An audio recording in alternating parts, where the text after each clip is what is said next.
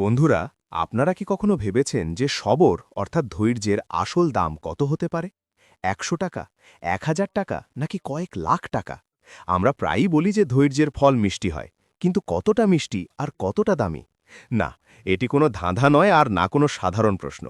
আজ আমি আপনাদের ইতিহাসের সেই পাতায় নিয়ে চলব যেখানে মোল্লা নাসিরুদ্দিনের বুদ্ধিমত্তা কেবল একজন বাদশাকে মাথা নত করতে বাধ্য করেনি, বরং দুনিয়াকে এটাও শিখিয়েছিল যে ধৈর্যের দাম সোনা দানার চেয়েও অনেক বেশি হয়। আজকের এই কাহিনী সেই একটি ঘটনার বিষয় যেখানে ধৈর্যের ফল ছিল পুরো ১ কোটি টাকা, আর এই দাম লেগেছিল একটি সামান্য ছোট অবলা মোরগের। জি হ্যাঁ, আপনারা একদম ঠিক শুনেছেন, ১ কোটি টাকার মোরগ। কিন্তু এটা সম্ভব কিভাবে হলো? একজন রাজা যার কাছে দুনিয়ার সব খাজানা ছিল, তাকে মোল্লা কিভাবে এটা প্রমাণ করে দেখালেন যে ধৈর্যের দাম এত বেশি? এটা জানার জন্য আমাদের সময়ের সেই যুগে যেতে হবে যখন বাদশাদের দরবার সাজত আর বুদ্ধিমত্তার পরীক্ষা তলোয়ার দিয়ে নয়, বরং প্রশ্ন দিয়ে হতো। সময়টা ছিল যখন শহরের মাঝখানে তৈরি রাজপ্রাসাদের জৌলুস দেখার মতো ছিল। সূর্যের প্রথম আলো যখন প্রাসাদের সোনালি গম্বুজে পড়ত, তখন পুরো শহর এক অদ্ভুত চমকে ভরে উঠত। কিন্তু আজ প্রাসাদের ভেতর সেই চমক গায়েব ছিল। বাদশার দরবারে শ্মশানের নীরবতা বিরাজ করছিল, এমন এক নীরবতা যা কোনো তুফান আসার সংকেত দেয়। বাদশাহ নিজে মখমলের তখতে বসেছিলেন, কিন্তু তার চেহারায় অস্বস্তি পরিষ্কার ফুটে উঠছিল। তার কপারে ভাঁজ বলে দিচ্ছিল যে কোনো গভীর প্রশ্ন তার মনকে খুঁড়ে খাচ্ছে। দরবারি, উজির এবং সিপাহীরা নিজ নিজ জায়গায় মূর্তির মতো দাঁড়িয়েছিল। কারও এত সাহস ছিল না যে বাদশার এই নীরবতা ভাঙতে পারে। বাদশার মন বিচলিত ছিল। গত কয়েকদিন ধরে একটি প্রশ্ন তাকে ঘুমাতে দিচ্ছিল না। লোকজন প্রায়ই তার সামনে আসত আর বড় বড় কথা বলত, ত্যাগের, বীরত্বের আর সবচেয়ে বড় ধৈর্যের। সবাই বলতো, জাহাপনা, ধৈর্য রাখুন, ধৈর্যের ফল মিষ্টি হয়। কিন্তু বাদশার কাছে এই কথা এখন ফাঁপা মনে হতে লাগল। তার কাছে দৌলত ছিল, শক্তি ছিল, ফৌজ ছিল, কিন্তু তার কাছে কি এটা মাপার কোনো উপায় ছিল যে আসলে ধৈর্য কি? ধৈর্য কি কেবল অপেক্ষা করা? ধৈর্যের মানে কি হাত গুটিয়ে বসে থাকা, নাকি এটি অন্য কিছু, এমন কিছু যা সাধারণ মানুষের বোধের বাইরে? হঠাৎ বাদশাহ তার নীরবতা ভাঙলেন। তার ভারী আর গমগমে আওয়াজ দরবারের কোনায় কোনায় ছড়িয়ে পড়ল। তিনি বললেন, আমরা বিরক্ত হয়ে গেছি, আমরা বিরক্ত হয়ে গেছি এই কেতাবি কথায়। সবাই আমাদের ধৈর্যের পাঠ পড়ায়, কিন্তু কেউ এটা বলে না যে এই ধৈর্যের আসল ওজন কি, এর দাম কি? এটাকে কি ওজন করা যায়? এটাকে কি মাপা যায়? উজিরে আজম ভয় পেতে পেতে সামনে এগিয়ে এসে বললেন, জাহাপনা, ধৈর্য তো একটি ভাবনা, একটি গুণ। একে মাপা যায় না, একে কেবল অনুভব করা যায়। বাদশার রাগ সপ্তম আকাশে পৌঁছে গেল। তিনি তখতের হাতলে জোরে থাপ্পড় মেরে চিচিয়ে বললেন, না, আমরা এই জবাবে সন্তুষ্ট নই। যদি ধৈর্য এতই বড় জিনিস হয়, তবে তার কোনো তো দাম থাকবে, কোনো তো মাপকাঠি থাকবে। যদি তোমরা আমাকে এটা বোঝাতে না পারো, তবে তোমাদের বুদ্ধিমত্তা কিসের কাজে লাগবে? দরবারে আবার নীরবতা নেমে এলো। সবাই একে অপরের মুখ চাওয়াচাওয়ি করতে লাগল। বাদশাহ তার রাজকীয় পাগড়িটা একটু ঠিক করলেন আর এমন এক ঘোষণা করলেন যা সবার হোশ উড়িয়ে দিল। তিনি দাঁড়িয়ে দরবারকে সম্বোধন করে বললেন, শোনো ওহে আমার দরবারি আর শহরের মানুষ, আজ আমি তোমাদের বাদশাহ এই ঘোষণা করছি যে যে কেউ আমাকে ধৈর্যের সবচেয়ে বড়, সবচেয়ে সত্য আর সবচেয়ে জ্যান্ত উদাহরণ দেবে, এমন এক উদাহরণ যা আমি নিজের চোখে দেখতে পারি আর অনুভব করতে পারি, তাকে আমি মুখ চাওয়া ইনাম দেব। আমি জানতে চাই ধৈর্যের সীমা কি আর তার ফল কি। এই খবর বনের আগুনের মতো পুরো শহরে ছড়িয়ে পড়ল। প্রতি গলিতে, প্রতি চায়ের দোকানে কেবল একটি আলোচনা ছিল, বাদশাহ ধৈর্যের পরীক্ষা নিয়েছেন। অনেক পণ্ডিত এলেন, মৌলভীরা এলেন, কেউ বাদশাকে পুরনো কাহিনী শোনাল, কেউ ধর্মীয় গ্রন্থের রেফারেন্স দিল, তো কেউ নিজের অভাবের কথা বলে জানালো যে আমার জীবনই ধৈর্যের উদাহরণ। কিন্তু বাদশাহ কারও উপরেই সন্তুষ্ট হলেন না। তার শব্দ চাই না, তার প্রমাণ চাই। তিনি ধৈর্য দেখতে চাইছিলেন, শুনতে নয়। অনেক দিন কেটে গেল। বাদশার নিরাশা বাড়তে লাগল। তার মনে হতে লাগল যে হয়তো তার সালতানাতে এমন কোনো বুদ্ধিমান নেই যে তার এই প্রশ্নের গভীরতা বুঝতে পারে। আর তখনই দরবারের মূল ফটকে এক শোরগোল হল। পাহারাদারেরা তাদের বল্লম সরিয়ে নিল, আর এক পরিচিত অবয়ব দরবারে প্রবেশ করল। তিনি আর কেউ নন, বরং মোল্লা নাসির উদ্দিন ছিলেন। মোল্লার হাঁটা চলার মধ্যে এক অদ্ভুত উদাসীনতা ছিল। তার পোশাক সাধারণ ছিল, মাথায় এক পুরনো পাগড়ি যা একটু বাঁকা ছিল, আর চেহারায় এক হালকা হাসি যা সব সময় রহস্যময় লাগত। তিনি না তো ভয় পাচ্ছিলেন আর না কোনো তাড়াহুড়ো দেখালেন। মনে হচ্ছিল যেন তিনি দরবারে নয়, বরং নিজের বাড়ির আঙিনায় হাঁটছেন। বাদশাহ মোল্লাকে দেখা মাত্রই একটু স্বস্তির নিঃশ্বাস ফেললেন। কারণ তিনি জানতেন যদি কেউ তার প্রশ্নের জবাব দিতে পারে তবে এই পাগল দেখতে বুদ্ধিমান মানুষটিই পারবে। বাদশাহ একটু ব্যঙ্গ আর কিছুটা আশার সাথে জিজ্ঞেস করলেন, তো মোল্লা, তুমিও কি আমাকে কোনো পুরনো কাহিনী শোনাতে এসেছ, নাকি তুমিও বাকিদের মতো আমাকে এটা বোঝাতে এসেছ যে ধৈর্য ধরা কত কঠিন? মোল্লা নাসিরুদ্দিন ঝুঁকে সালাম করলেন, কিন্তু তার চোখে এক চমক ছিল। তিনি বললেন, জাহাপনা, কাহিনী তো বাচ্চাদের ঘুমানোর জন্য শোনানো হয়। আপনি বাদশাহ, আপনার বাস্তবতা চাই, স্বপ্ন নয়। আমি আপনাকে উপদেশ দেব না, আমি এখানে ভাষণ দিতে আসিনি। আমি আপনাকে ধৈর্যের ফল সরাসরি দেখাবো। আমি আপনাকে দেখাবো যে ধৈর্য কিভাবে জন্ম নেয়, কিভাবে একে লালন পালন করা হয়, আর শেষে এর দাম কি দাঁড়ায়। রাজার চোখে চমক এসে গেল। তিনি নিজের গদিতে একটু সামনে এগিয়ে এলেন। তিনি জিজ্ঞেস করলেন, সরাসরি দেখাবে? এর মানে কি? তুমি কি জাদু করবে? মোল্লা হাসলেন, না সরকার, জাদু তো বাজিগররা করে। ধৈর্য তো কৃষকের কাজ, মজুরের কাজ, একজন তপস্বীর কাজ। আমার একটি শর্ত আছে। শর্ত?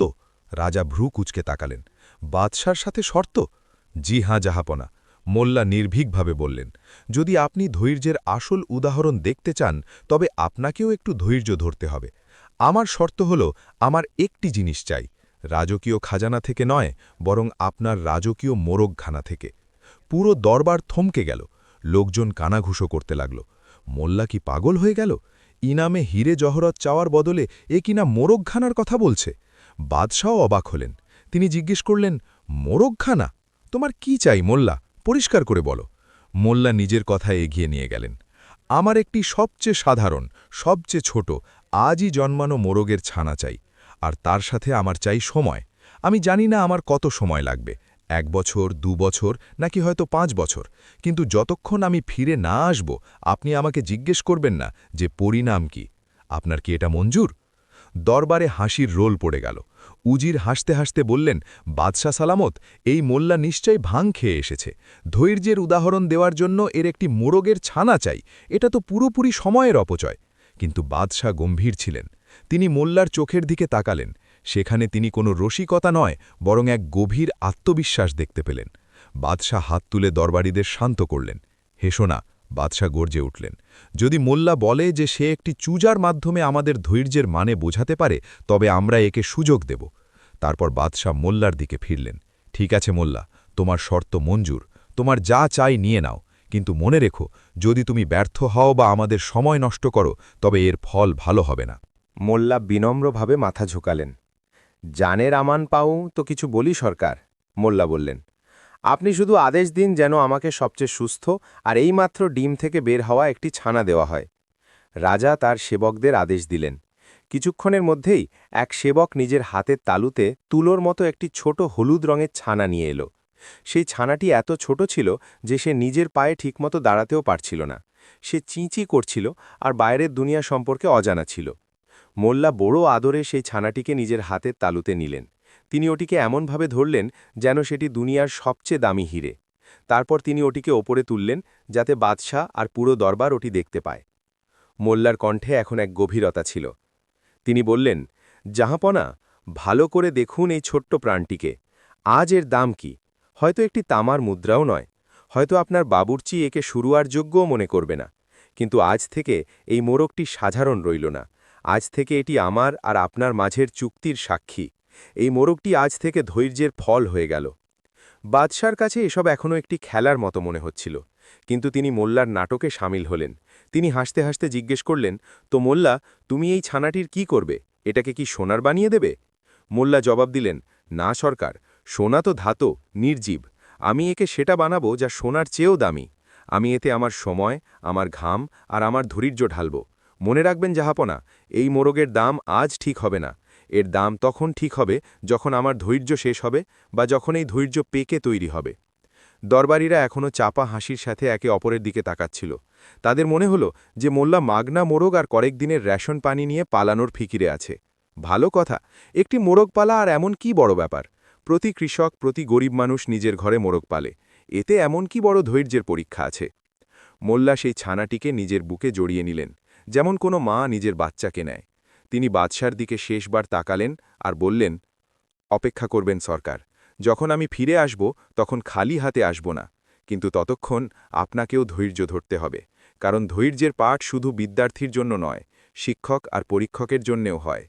এতটুকু বলে মোল্লা নাসির উদ্দিন দরবার থেকে ঘুরলেন আর বাইরের দিকে হাঁটতে লাগলেন। তার পিঠের পেছনে দরবারে আবার ফিসফিসানি শুরু হয়ে গেল। পাগল, একজন বলল। ঠগ, আরেকজন বলল। বাদশার সময় নষ্ট করছে, তৃতীয়জন বলল। কিন্তু মোল্লা কারো কথা শুনলেন না। তার কানে শুধু সেই ছোট্ট ছানার হৃৎস্পন্দন বাজছিল, আর তার মাথায় এক বিশাল পরিকল্পনা চলছিল। তিনি জানতেন যে তিনি যে চ্যালেঞ্জ গ্রহণ করেছেন তা সহজ নয়। একটি ছোট্ট জীবকে, যে প্রতি মুহূর্তে মৃত্যুর ছায়ায় থাকে, যাকে বিড়াল খেয়ে ফেরতে পারে, যে ঠান্ডায় মরে যেতে পারে, যাকে অসুখ ধরতে পারে, তাকে বছরের পর বছর বাঁচিয়ে রাখা আর তাকে একটি বিশেষ উদ্দেশ্যের জন্য তৈরি করা কোনো বাচ্চাদের খেলা ছিল না। যখন মোল্লা মহলের বিশাল দরজা দিয়ে বাইরে বেরোলেন, তখন দুপুরের রোদ কড়া হয়ে গিয়েছিল। তিনি নিজের পকেট হাতড়ালেন। তাতে সামান্য কিছু কয়েন ছিল। তিনি ভাবলেন, শুরুটা ছোট, কিন্তু লক্ষ্য বড়। তিনি ছানাটির দিকে তাকালেন, যা এখন তার হাতের তালুর ওন পেয়ে ঘুমিয়ে গিয়েছিল। তুই শুধু একটা মোরগ নোস আমার দোস্ত? মোল্লা ধীরে ধীরে ফিসফিস করে সেই ছোট্ট জীবটিকে বললেন। তুই একটি শিক্ষা, এমন এক শিক্ষা যা এই অহংকারী দুনিয়াকে মনে করিয়ে দেবে যে যেসব জিনিসকে আমরা মামুলি মনে করি, যদি তার ওপর সময় আর ভালোবাসা খরচ করা হয়, তবে সেগুলি অমূল্য হয়ে যায়। মোল্লার বাড়ির রাস্তা লম্বা ছিল। রাস্তায় তিনি ভাবলেন যে এবার তার দিনলিপি বদলাতে চলেছে। এখন তিনি নিজের মর্জির মালিক রইলেন না। এখন তার প্রতি মুহূর্ত, প্রতি ঘণ্টা এই ছোট্ট প্রাণের নামে হবে। তিনি মনে মনে এক প্রতিজ্ঞা নিলেন যে ঝড় আসুক বা তুফান আসুক, ঘরে খাবার থাকুক বা না থাকুক, এই ধৈর্যের ফলে তিনি আঁচ লাগতে দেবেন না। ওদিকে মহলে বাদশাহ এখনও ভাবনায় ডুবেছিলেন। উজির এসে বললেন, জাহাপনা, আপনি ওকে যেতে দিলেন? ও নিশ্চয়ই এই ছানাটিকে রান্না করে খেয়ে ফেলবে আর তারপর আর কখনো ফিরে আসবে না। বাদশাহ একটি দীর্ঘশ্বাস নিলেন আর বললেন, উজির, মোল্লা নাসিরুদ্দিন কখনো কোনো কাজ কারণ ছাড়া করেন না। তার প্রতিটা বোকামির পেছনে এক গভীর বুদ্ধিমত্তা লুকিয়ে থাকে। আমি জানি না ও কি করতে চলেছে, কিন্তু আমার এটুকু বিশ্বাস আছে যে যখন ও ফিরে আসবে, যদিও ফিরে আসে, তবে ও এমন কিছু নিয়ে আসবে যার আমরা কল্পনাও করিনি। আর এমনিতে আমাদের হারানোর কি আছে, একটি ছানা? কিন্তু যদি মোল্লা নিজের কথার পাক্কা হয়, তবে হয়তো আমরা সেই জবাব পেয়ে যাব যার তালাশে আমি বছরের পর বছর ধরে ঘুরছি। এইভাবে এক আজব চুক্তির সাথে কাহিনীর প্রথম অধ্যায় শুরু হল। একদিকে দুনিয়ার সবচেয়ে ক্ষমতাধর বাদশা ছিলেন, যিনি জবাবের অপেক্ষায় ছিলেন, আর অন্যদিকে এক ফকির মোল্লা ছিলেন, যার হাতে একটি নাজুক ছানা ছিল। এটি কেবল একটি পাখির পালন পোষণের কাহিনী ছিল না, এটি ছিল একটি তপস্যার শুরু। এমন এক তপস্যা যা আগামী কয়েক বছর পর্যন্ত চলার কথা ছিল। মোল্লা সেই মুহূর্তেই বাদশাকে বলেছিলেন, মনে রাখবেন, এই মোরগ আজ থেকে ধৈর্যের ফল হয়ে গেল। এর দাম ধৈর্যের ওপর ভিত্তি করে ঠিক হবে। আর এই বাজি রেখেই মোল্লা ভিড়ের মধ্যে অদৃশ্য হয়ে গেলেন নিজের কুড়ে ঘরের দিতে, যেখানে এক নতুন লম্বা আর কঠিন যাত্রা তার অপেক্ষায় ছিল। বন্ধুরা, এটি তো শুধু শুরু ছিল। চ্যালেঞ্জ তো গ্রহণ করা হয়ে গেছে, কিন্তু আসল পরীক্ষা তো এখন শুরু হবার কথা। জোশে এসে ওয়াদা করা সহজ হয়, কিন্তু তা পালন করাই আসল ধৈর্য। মোল্লা তো কথা দিয়ে দিয়েছিলেন যে তিনি ধৈর্যে ফল সরাসরি দেখাবেন, কিন্তু একজন সাধারণ মানুষের জন্য, যার কাছে সম্পদের অভাব আছে, একটি মোরগের বাচ্চাকে বছর বছর ধরে পালা আর তাকে একটি বিশেষ লক্ষ্য পর্যন্ত নিয়ে যাওয়া কি এতই সহজ হবে? বাদশাহ কি নিজের কথায় অটল থাকবেন, নাকি সময়ের ধুলোয় এই শর্ত ভুলে যাবেন? আর সবচেয়ে বড় প্রশ্ন, আসল মোল্লা সেই মোরগের সাথে এমন কি করতে চলেছিলেন যে তার দাম 1 কোটি টাকা হতে যাচ্ছিল? মোল্লার কুড়েঘরে এখন কি হতে যাচ্ছিল? এটা জানার জন্য আমাদের মোল্লার সাথে তার বাড়িতে যেতে হবে, যেখানে আগামী 5 বছর পর্যন্ত এক অদ্ভুত রেজিস্টার লেখা হতে যাচ্ছিল। কাহিনী এখনও বাকি আছে, আর ধৈর্যের পরীক্ষা তো মাত্র শুরু হয়েছে। মোল্লা নাসিরুদ্দিন সেই ছোট্ট তুলোর গোলার মতো ছানাটিকে হাতের তালুতে লুকিয়ে যখন রাজপ্রাসাদের আলিশান দরজা দিয়ে বাইরে বেরোলেন, তখন দুপুর গড়িয়ে গিয়েছিল। সূর্যের আলো এখন বাঁকা হয়ে ধোঁয়াশা রাস্তায় সোনার লকির টানছিল। মোল্লার কদম নিজের কুড়ে ঘরের দিকে বাড়ছিল, কিন্তু তার মাথা এক আলাদা গণিতে জড়িয়েছিল। এটি কেবল বাড়ি ফেরা ছিল না, বরং এমন এক দায়িত্বের শুরু ছিল যার বোঝা হয়তো সেই সময় মোল্লা ছাড়া আর কেউ বুঝতে পারত না। পথে আসা যাওয়া লোকজন মোল্লাকে সালাম করত। কেউ মজা করে জিজ্ঞেস করত, মোল্লা, আজ দরবার থেকে কি আনলে? কোনো জাদুর চেরাগ নাকি খালি হাত? মোল্লা শুধু হাসতেন আর নিজের হাতের তালু আরেকটু শক্ত করে বন্ধ করে নিতেন, যেন দুনিয়ার নজর থেকে সেই অমূল্য রত্নকে বাঁচাতে চাইছেন। যখন মোল্লা নিজের বাড়ির আঙিনায় ঢুকলেন, তখন তার বেগম ফাতেমা দরজায় অপেক্ষা করছিলেন। তার চোখে আশার প্রদীপ জ্বলছিল। ফাতেমা জানতেন যে মোল্লা আজ বাদশার দরবারে ধৈর্যের পরীক্ষা দিতে গিয়েছেন, আর বাদশাহ ইনামের ওয়াদা করেছেন। যেমনই মোল্লা আঙিনায় কদম রাখলেন, ফাতেমা লোপকে তার কাছে এলেন। তার নজর মোল্লার হাতের ওপর ছিল, তারপর পকেটে, আর তারপর মোল্লার চেহারায়। বলো কি হলো? ফাতেমা উন্মুখ হয়ে জিজ্ঞেস করলেন। বাদশাহ কি দিলেন? মহর মিলল নাকি কোনো জমির টুকরো? তুমি তো বলেছিলে যে মুখ চাওয়া ইনাম মিলবে। মুল্লা বড় গম্ভীরভাবে নিজের বন্ধ মুষ্টি ফাতেমার সামনে ধরলেন। ফাতেমার নিঃশ্বাস থমকে গেল। তার মনে হল হয়তো মুষ্টির ভেতরে কোনো দুর্লভ হিরে হবে। মুল্লা ধীরে ধীরে, যেমন কোনো রহস্য খুলছেন, নিজের আঙুল খুললেন। হাতের তালুর মাঝখানে হলুদ ছোট্ট এক কাঁপতে থাকা ছানা বসেছিল। সেটি নিজের ছোট্ট ঠোঁট খুলল আর এক মিহি আওয়াজ বের করল, চি। ফাতেমার চেহারার রং উড়ে গেল। আশার জায়গায় এখন এক গভীর শোক জায়গা করে নিল। তিনি কিছু মুহূর্ত পর্যন্ত তো বুঝতেই পারলেন না যে এটি রসিকতা নাকি বাস্তবতা। তারপর তার ধৈর্যের বাঁধ ভেঙে গেল। এ কি? তিনি চেঁচিয়ে উঠলেন। তুমি বাদশার কাছে গেলে, নিজের বুদ্ধির তামাশা বানালে, আর বদলে এই এক মোরগের বাচ্চা নিয়ে এলে? আমাদের ঘরে কি মুসিবত কম ছিল যে তুমি আরও এক মুসিবত তুলে আনলে? মোল্লা শান্তভাবে সেই ছানাটিকে নিজের অন্য হাতের তালু দিয়ে ঢেকে দিলেন, যাতে বেগমের চিৎকার চেঁচামেচিতে ওটি ভয় না পায়। তিনি বললেন, বেগম, তুমি একে শুধু একটি মোরগের বাচ্চা ভাবছ। এটাই তোমার ভুল। এটি ভবিষ্যৎ। এটি সেই চাবি যা আমাদের গরিবীর তালা খুলবে। কিন্তু তার জন্য আমাদের একটু অপেক্ষা করতে হবে। অপেক্ষা? বেগম কপাল চাপড়ালেন। জীবনভর অপেক্ষাই তো করেছি। উনুন জ্বালানোর জন্য কাঠের অপেক্ষা, হাঁড়িতে চাল ফোটার অপেক্ষা, আর এখন এই জানোয়ারের বড় হওয়ার অপেক্ষা। একে এখনই বাজারে নিয়ে যাও আর বেচে দাও, হয়তো দুবেলার রুটির আটা আসবে। না। মোল্লার আওয়াজে এমন এক কঠোরতা ছিল যা সাধারণত থাকত না। তিনি ফাতেমার চোখের দিকে তাকালেন আর বললেন, এই ছানাটির এক একটি পালক, এক একটি নিঃশ্বাস বাদশার সাথে হওয়া একটি চুক্তির অংশ। একে বেচা বা খাওয়া তো দূরে থাক, এর বিষয়ে খারাপ ভাবাও আমাদের ওয়াদার অপমান হবে। আজ থেকে এটিই বাড়ির মালিক, আর আমরা এর সেবক। মুল্লা সরাসরি ভেতরে গেলেন আর ঘরের এক কোণ পরিষ্কার করতে শুরু করলেন। তিনি পুরনো কাঠ আর জালি দিয়ে একটি ছোট কিন্তু নিরাপদ খাঁচা বানাতে শুরু করলেন। এটি কোনো সাধারণ খাঁচা ছিল না। মুল্লা তাতে হাওয়া আসার জন্য ঘুলঘুলি রাখলেন, নিচে খড়ের এক নরম স্তর বিছালেন, যাতে ছানার নাজুক পায়ে ঠান্ডা না লাগে। তিনি মাটির একটি ছোট বাটি ধুয়ে পরিষ্কার করে তাতে সাফ জল ভরলেন। কিন্তু মুল্লার কাজ এখানেই শেষ হল না। সেই সন্ধ্যায় মুল্লা বাজারে গেলেন। নিজের পকেটে থাকা শেষ কিছু কয়েন দিয়ে তিনি দানা কিনলেন না, বরং একটি মোটা মলার দেওয়া সাদা পাতার বই, রেজিস্টার আর কালির এক দাওয়াত কিনলেন। দোকানদারও অবাক ছিল যে মুল্লা, যার ঘরে খাওয়ার জোগাড় নেই, সে রেশনের বদলে কাগজ কেন কিনছে। বাড়ি ফিরে মুল্লা সেই রেজিস্টারের প্রথম পাতায় বড় আর সুন্দর অক্ষরে লিখলেন, ধৈর্যের হিসাব, দিন প্রথম। এখান থেকেই শুরু হল মুল্লার সেই তপস্যা, যা দেখতে পাগলামি মনে হতো, কিন্তু যার উদ্দেশ্য খুব গভীর ছিল। মুল্লা সেই ছানাটির দেখাশোনা কোনো জানোয়ারের মতো নয়, বরং একজন রাজকুমারের মতো শুরু করলেন। প্রতিদিন সূর্য ওঠার আগে মুল্লার চোখ খুলে যেত। তিনি সবার আগে খাঁচার কাছে যেতেন, ছানাটিকে বাইরে বের করতেন, ওটিকে আদর করতেন, আর দেখতেন যে রাতভর ওর কোনো কষ্ট হয়েছে কিনা। তারপর তিনি দানা নিয়ে আসতেন, কিন্তু তিনি মুঠি মুঠি দানা ছুঁড়তেন না। মুল্লা এক একটি দানা গুনতেন। 1, 2, 3, মুল্লার গোনা চলতে থাকত। তিনি ছানার সামনে দানা দিতেন আর দেখতেন যে ওটি কতটি দানা খেল। যেমনই ছানা দানা খেয়ে নিত, মুল্লা সেই মোটা বই খুলতেন আর কলম কালিতে ডুবিয়ে লিখতেন, তারিখ অমুক, সময় সকাল 6টা, আজ সুলতান। মুল্লা মনে মনে ওকে এই নাম দিয়েছিলেন। 15টি দানা জোয়ার আর 10টি দানা বাজরা খেয়েছে। জল 3 চুমুক। পালকের উজ্জ্বলতা কালকের চেয়ে ভালো।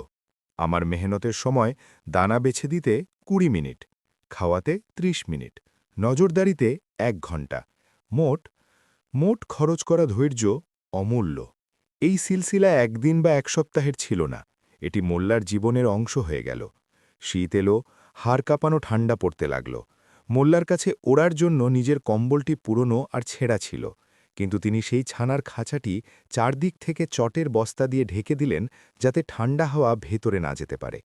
অনেক রাত এমন ছিল যখন মোল্লা নিজে ঠকঠক করে কাঁপতেন, কিন্তু মাঝে মাঝে উঠে খাঁচায় হাত দিয়ে চেক করতেন যে ভেতরে ওম আছে কিনা।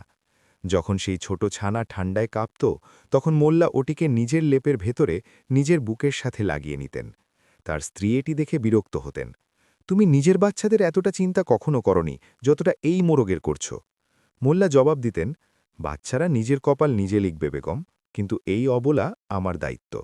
আর মনে রাখবে, বাদশাহ ধৈর্য চেয়েছেন, আর ধৈর্যের মানে শুধু সময় কাটানো নয়, ধৈর্যের মানে হল মুসিবতের সময়ও নিজের দায়িত্ব পুরোপুরি নিষ্ঠার সাথে পালন করা।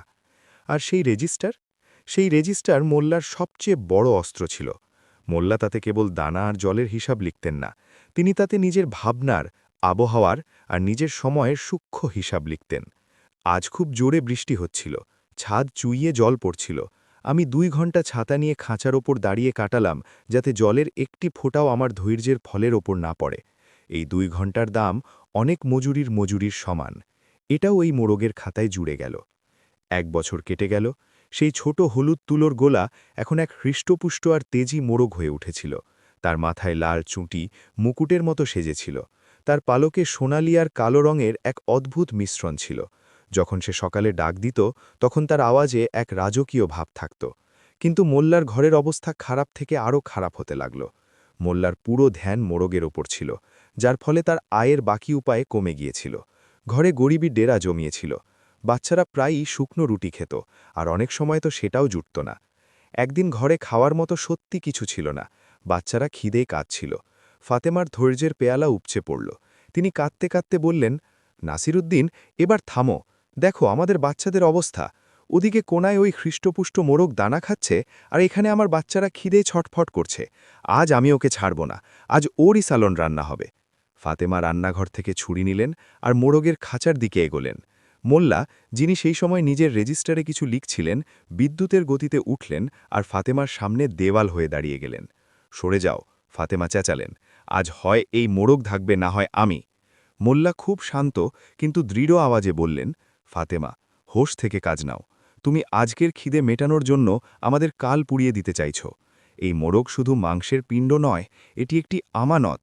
যদি আমরা একে খেয়ে নিই তবে পেট তো ভরে যাবে, কিন্তু আমরা বাদশার নজরে আর নিজের নজরে সব সময়ের জন্য নিচে নেমে যাব। আমরা যে 1 বছর তপস্যা করেছি তা এক পলকে ছাই হয়ে যাবে। তবে কি আমরা না খেয়ে মরব? ফাতেমা কেঁদে ফেললেন। মোল্লা নিজের স্ত্রীর কাঁধে হাত রাখলেন আর বললেন, না, আমরা না খেয়ে মরব না। আমি এক্ষুনি বাইরে যাচ্ছি, কিছু কাজ খুঁজি, চাই ভিক্ষা। করতে হয়, আমি খাবার আনব, কিন্তু এই ধৈর্যের ফলে কেউ হাত লাগাবে না। মনে রাখবে বেগম, যে কৃষক ফসল পাকার আগে বীজ খেয়ে নেয়, তার বোলা সব সময় খালি থাকে। আমরা সেই ভুল করব না। মোল্লা সেই দিন বাজারে গেলেন, কুলির কাজ করলেন, আর সন্ধ্যায় একটু আটা আর সবজি নিয়ে ফিরলেন। মোরগ সুরক্ষিত ছিল। সেই রাতে মোল্লা রেজিস্টারে লিখলেন, তারিখ অমুক, সংকটের দিন। আজ ধৈর্যের পরীক্ষা সবচেয়ে কঠিন ছিল। ক্ষুধা সংযম ভাঙার চেষ্টা করল, কিন্তু আমরা নিজের ইচ্ছেদের মারলাম, যাতে এই ফল পাকতে পারে। আত্মনিয়ন্ত্রণ, সেলফ কন্ট্রোলের দাম 100 সোনার মুদ্রার চেয়েও বেশি। মোরগের স্বাস্থ্য উত্তম। সময় নিজের গতিতে চলতে থাকল। 2য় বছর, তারপর 3য় বছর। এখন সেই মোরগ পুরো মহল্লায় মশহুর হয়ে গিয়েছিল। লোকজন মোল্লার মজা ওড়াত। প্রতিবেশীরা বলতো, আরে দেখো, মোল্লার রাজকীয় জামাই দানা খুঁটছে। পথে চলতে চলতে লোকজন খোঁচা মারত, মোল্লা কতদিন এই মোরগের গোলামি করবে? বাদশাহ তো হয়তো ভুলেও গেছেন। মোল্লা এই কথাগুলো শুনেও না শোনার ভান করতেন, কিন্তু মনের ভেতরে কখনো কখনো তারও মনেও সন্দেহের একটি মেঘ উঠত। সত্যিই কি বাদশাহ ভুলে গেছেন? আমার এই সব মেহনত কি বেকার যাবে? যখন এমন বিচার আসত, তখন মোল্লা তক্ষুনি নিজের রেজিস্টার খুলতেন আর আগের পাতাগুলো উল্টাতে থাকতেন। তিনি দেখতেন কিভাবে তিনি এক একটি দিন, এক একটি মুহূর্ত এই জীবটিকে বড় করায় খরচ করেছেন। তার লেখা প্রতিটা শব্দ তাকে আবার হিম্মত দিত। তিনি ভাবতেন, না, মেহনত কখনো বেকার যায় না। ধৈর্য যদি খাঁটি হয়, তবে কায়নাতকে, সৃষ্টিজগৎকে তার ফল দিতেই হয়।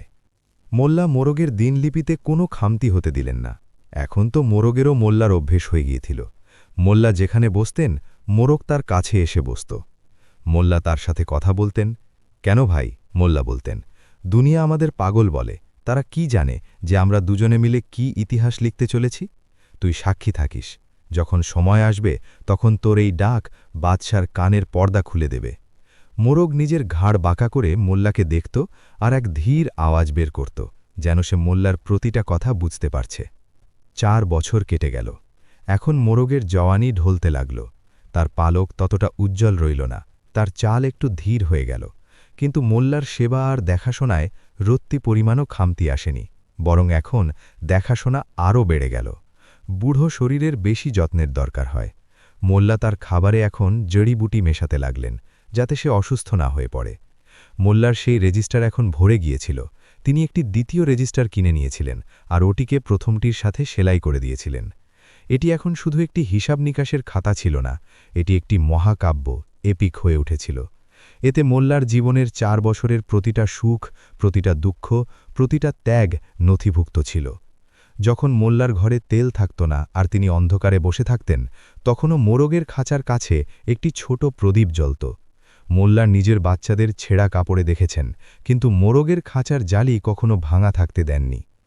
একদিন মোল্লা দেখলেন যে মোরগ ঝিমিয়ে বসে আছে, সে দানা খায়নি। মোল্লার হাত পা ফুলে গেল। তিনি তক্ষুনি শহরের সবচেয়ে ভালো হেকিম ডাকলেন। হেকিম বললেন, মোল্লা, এ এখন বুড়ো হয়ে গেছে, এর সময় কাছে। তুমি কেন এর পেছনে এত পয়সা আর সময় বরবাদ করছ?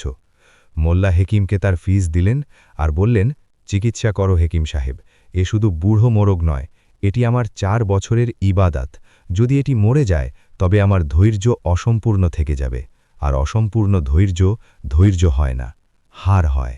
হাতে জল খাওয়ালেন, ওষুধ দিলেন, আর শেষমেশ মোল্লার জেদ আর সেবা জিতে গেল। মোরগ আবার নিজের পায়ে দাঁড়িয়ে গেল। মোল্লা আসমানের দিকে তাকালেন আর শুক্রিয়া জানালেন।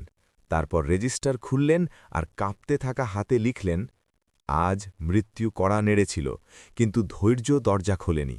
সংঘর্ষের সময় ৭২ ঘণ্টা টানা, ঘুমের ত্যাগ ৩ রাত, ওষুধের খরচ আমার ১ মাসের ইনকাম। পরিণাম, ধৈর্যের ফল এখনও জীবিত। ৫ বছর পূর্ণ হওয়ার পথে এখন সেই মোরগ এক বৃদ্ধ যোদ্ধার মতো লাগত।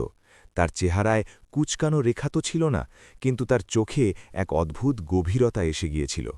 মোল্লাও এখন বুড়ো লাগছিলেন। তার দাড়ি আরও সাদা হয়ে গিয়েছিল, কোমর একটু ঝুঁকে গিয়েছিল। এই ৫ বছর শুধু মোরগের জন্যে নয়, মোল্লার জন্যেও এক পরীক্ষা ছিল। কিন্তু সবচেয়ে বড় কথা এটি ছিল যে মোল্লা কখনো একবারও বাদশার কাছে গিয়ে বলেননি যে আমার ইনাম দিয়ে দিন। তিনি বাদশাকে মনে করিয়ে দেওয়ার চেষ্টা করেননি, কারণ শর্ত ছিল পুরো সময়। আর মোল্লা জানতেন যে ধৈর্যের মানে এটি হয় না যে বারবার ঘড়ি দেখা হবে। ধৈর্যের মানে হল যতক্ষণ ফল পেকে নিজে না পড়ে ততক্ষণ অপেক্ষা করা। কিন্তু এখন ৫ বছর পর মোল্লা একটি সংকেত পেলেন। এক সকালে যখন মোল্লা খাঁচা খুললেন, তখন মোরগ বাইরে বের হয়ে এমন এক জোরালো ডাক দিল যা সে গত কয়েক মাসে দেয়নি। তার আওয়াজে এক অদ্ভুত ক্ষণক্ষণে ভাব ছিল, যেন সে বলছিল, আমি তৈরি। মোল্লা মোরগের দিকে তাকালেন, তারপর নিজের সেই মোটা ভারী রেজিস্টারের দিকে তাকালেন, যার পাতা এখন হলুদ হয়ে গিয়েছিল আর কালির গন্ধে মম করছিল। মোল্লা একটি দীর্ঘশ্বাস নিলেন। তার মনে হল যে সেই ঘড়ি এসে গেছে, সেই চক্র পূর্ণ হয়ে গেছে। তিনি নিজের স্ত্রীকে ডাকলেন আর বললেন, ফাতেমা, আজ সেই দিন এসে গেছে। আমার সবচেয়ে ভালো কাপড়গুলো বের করো, আর এই রেজিস্টারটিকে একটি সাফ কাপড়ে জড়িয়ে দাও। ফাতেমা অবাক হয়ে জিজ্ঞেস করলেন, কি, তুমি কি এটাকে নিয়ে দরবারে যাচ্ছ? এই বুড়ো মোরকুটে মোরগটাকে? লোকজন হাসবে, বাদশা রেগে যাবেন। ৫ বছর আগে এটি জওয়ান ছিল, এখন এটি কোনো কাজের না। মোল্লা এক রহস্যময় হাসির সাথে বললেন, এটাই তো কথা। দুনিয়া চকচকে জওয়ান শরীরকে দেখে, কিন্তু জহরি নজর তার পেছনে লুকিয়ে থাকা কাহিনীকে দেখে। এই মোরগ মাংস নয়, ইতিহাস। আর আজ আমি বাদশাকে এই ইতিহাস বেচতে যাচ্ছি। মোল্লা সেই বুড়ো মোরগটিকে বড় সম্মানের সাথে নিজের কোলে তুললেন। সেই রেজিস্টার, যা এখন এতটা ভারী হয়ে গিয়েছিল যে ওটা তুলতেও শক্তি লাগত, সেটাকে নিজের বগলে চাপলেন। বাড়ি থেকে বের হওয়ার সময় মোল্লা একবার পেছন ফিরে নিজের বাড়ির গরিবী, ভাঙা দেওয়াল আর খালি বাসনগুলো দেখলেন। তার মনে এক দৃঢ় বিশ্বাস ছিল যে আজ সন্ধ্যায় যখন তিনি ফিরবেন, তখন এই সব বদলে গেছে।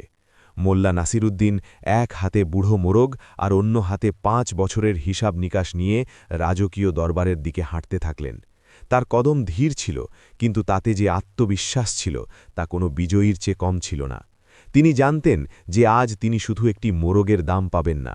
ওজন সোনার পাহাড়ের চেয়েও বেশি হয়, কিন্তু বাদশাহ কি এটা বুঝতে পারবেন? একজন রাজা, যিনি প্রতিটি জিনিস সোনার দাড়িপাল্লায় মাপেন, তিনি কি সময় আর আবেগের এই গণিত বুঝতে পারবেন? নাকি মোল্লাকে পাগল সাব্যস্ত করে দরবার থেকে ধাক্কা মেরে বের করে দেওয়া হবে? রাস্তা জুড়ে লোকজন মোল্লাকে আর তার বুড়ো মোরগটিকে দেখে হাসছিল, কিন্তু মোল্লার চোখে ছিল শুধু মঞ্জিল। হাসো, মোল্লা মনে মনে ভাবলেন, হেসে নাও। আসল হাসি তো সেই হাসবে যার ধৈর্য জিতবে। সময়ের চাকা নিজের নির্বাদ গতিতে ঘুরতে থাকল। ঋতু এলো আর গেল। শরৎকালের পর বসন্ত এলো, আর বসন্তের পর আবার তপ্ত গরম। রাজপ্রাসাদের বাইরের দুনিয়া বদলে যাচ্ছিল, কিন্তু প্রাসাদের ভেতরে বিলাসিতা আর ক্ষমতার সেই পুরনো খেলা চলছিল। যেমনটা প্রায়ই হয়, যারা ক্ষমতার শীর্ষে বসে থাকেন তাদের স্মৃতিশক্তি দুর্বল হয়, বিশেষ করে সেই ওয়াদার ক্ষেত্রে যা তারা কোনো গরিব বা সাধারণ ব্যক্তির সাথে করেছিলেন। বাদশাহ নিজের দিনলিপিতে ব্যস্ত হয়ে গিয়েছিলেন। প্রতিবেশী দেশগুলোর সাথে সন্ধি, সীমানায় ছোটখাটো যুদ্ধ, খাজানার হিসেব নিকাশ, আর প্রতি সন্ধ্যায় সঙ্গীত আর নৃত্যের আয়োজন। এই সবের মধ্যে বাদশার নিঃশ্বাস ফেলারও ফুরসত ছিল না। সেই আজব শর্ত, সেই ধৈর্যের পরীক্ষা, আর সেই পাগল মোল্লা যে একটি ছানা নিয়ে গিয়েছিল, এই সব বাদশার মাথায় কোনো ধুলোপড়া কোনায় দাফন হয়ে গিয়েছিল। প্রথম কয়েক মাস তো বাদশার কখনো কখনো মজায় সেই ঘটনা মনে পড়ে যেত। যখন তিনি নিজের বাবরচিদের রান্না করা মোরগ খেতেন, তখন হাসতে হাসতে উজিরকে বলতেন, কেন উজির, তোমার মনে আছে সেই মোল্লা? না জানি তার ছানাটির কি হলো, হয়তো বিড়াল খেয়ে ফেলেছে, বা মোল্লা নিজেই ওটার কাবাব বানিয়ে ফেলেছে। উজিরও জি হুজুরিতে হেসে দিতেন, আর কথা সেখানেই শেষ হয়ে যেত। কিন্তু যেমন যেমন বছর কাটল, সেই রসিকতাও বন্ধ হয়ে গেল। বাদশাহ ভুলে গেলেন যে তিনি কখনো ধৈর্য মাপার চ্যালেঞ্জ দিয়েছিলেন। তার কাছে ওটা কেবল এক দুপুরের বিনোদন ছিল, কিন্তু মোল্লার জন্যে ওটা জীবন মরণের প্রশ্ন ছিল। যদিও বাদশাহ ভুলে গিয়েছিলেন, কিন্তু মোল্লা নাসিরুদ্দিনের এটা মঞ্জুর ছিল না যে এই চুক্তি একতরফা হয়ে থাকুক। মোল্লা জানতেন যে ধৈর্যের আসল পরীক্ষা কেবল চুপচাপ বসে থাকা নয়, বরং সময়ে সময়ে এটা মনে করিয়ে দেওয়াও যে আমি এখনও অপেক্ষা করছি। মোল্লা চাননি যে 5 বছর পর যখন তিনি দরবারে পৌঁছবেন, তখন বাদশাহ তাকে চিনতেই অস্বীকার করে দিন। তাই মোল্লা একটি অনন্য পথ অবলম্বন করলেন, পত্রালাপ। 3য় বছরের মাঝের কথা, রাজ্যে ফসল কাটার উৎসব চলছিল। বাদশাহ নিজের দরবারে খোশ মেজাজে বসেছিলেন। তখনই এক বার্তাবাহক রূপোর থালায় একটি খাম পেশ করল। খামটি সাধারণ ছিল, বাদামি রঙের সস্তা কাগজের, আর তাতে কোনো রাজকীয় মোহর ছিল না। বাদশাহ ভ্রু কুঁচকালেন। এটা কি, কোন রিয়াসত থেকে এসেছে? উজির খামটি নিলেন আর ওটি শুঁকলেন। তাতে কালি আর মোরগের খাঁচার এক মিলিঝুলি গন্ধ আসছিল। উজির নাক কুচকে বললেন, জাহাপনা, এটি কোনো রাজার চিঠি মনে হচ্ছে না, এটি তো শহরের সেই পাগল মোল্লা নাসিরুদ্দিনের চিঠি। মোল্লা নাসিরুদ্দিন? বাদশাহ মাথায় জোর দিলেন। তারপর একটি হালকা হাসি তার চেহারায় ভেসে উঠল। আরে হ্যাঁ, সেই মোরগওয়ালা। পড়ো, কি লিখেছে ও, কি ক্ষমা চাইছে, ওর মোরগ কি মরে গেছে? উজির চিঠিটি খুললেন। তাতে মোল্লার বাঁকা বাঁকা লেখায় কেবল 2টি লাইন লেখা ছিল। জাহাপনা, গাছে ফল লেগেছে, কিন্তু এখনও সবুজ আছে। ওটি ছেঁড়ার জলদি করবেন না, না হলে স্বাদ কষা হবে। ধৈর্য এখনও পাকছে। আপনার সেবক মোল্লা আর তার মোরগ। বাদশাহ চিঠি শুনে জোরে হাসলেন। বাহ, কি পাগলামি! 3 বছর হয়ে গেল আর এই লোক এখনও সেই মোরগটিকে পালছে আর আমাদের ফলের কথা শোনাচ্ছে। বাদশাহ সেই চিঠি মজায় উড়িয়ে দিলেন আর দরবারীদের সাথে হাসাহাসিতে মেতে উঠলেন। কেউ মোল্লার গাম্ভীর্য বুঝল না। তাদের কাছে এটি একটি যোগ ছিল, কিন্তু মোল্লার কাছে এটি একটি স্ট্যাটাস রিপোর্ট ছিল। তিনি এটি নথিভুক্ত করে দিলেন যে তিনি এখনও খেলায় টিকে আছেন। সময় আরও এগিয়ে গেল। 4র্থ বছর এলো। এবার রাজ্যে একটু খরা পড়েছিল। বাদশাহ চিন্তিত ছিলেন। খাজানার উপর চাপ ছিল। দরবারের পরিবেশ উত্তপ্ত ছিল। এমন সময় মোল্লার 2য় চিঠি এলো। এবার উজির চিঠি আনতে দ্বিধাবোধ করলেন। জাহাপনা, আবার সেই মোল্লার পয়গাম এসেছে। বাদশাহ বিরক্ত হয়ে বললেন, এখন কি চায়ও, কি রেশন চাচ্ছে? চিঠি পড়া হলো। বাদশাহ সালামত। রোদ তীব্র আর রাস্তা লম্বা। ফলের রং বদলাতে শুরু করেছে, কিন্তু শ্বাস এখনও নরম হয়নি। অপেক্ষার প্রহরগুলো সবচেয়ে ভারী হয়, কিন্তু যে এই ভার সহ্য করে সেই মিষ্টতার হকদার হয়। মনে রাখবেন, আমরা ভুলিনি মোল্লা নাসিরুদ্দিন আর 1460 দিনের সাথী সেই মোরগ। এবার বাদশাহ হাসলেন না, তিনি চটে গেলেন। তিনি হাত ঝেড়ে বললেন, ফেলে দাও এটাকে। এই লোক হয় মহাপাগল, না হলে অনেক বড় ভণ্ড। আমাদের কাছে সালতানাত চালানোর হাজার মুসিবত আছে, আর ও আমাদের মোরগের কাহিনী শোনাচ্ছে। যদিও পরের বার খালি হাতে আসে, তবে আমি ওকে কালকুঠুরিতে ভরে দেব।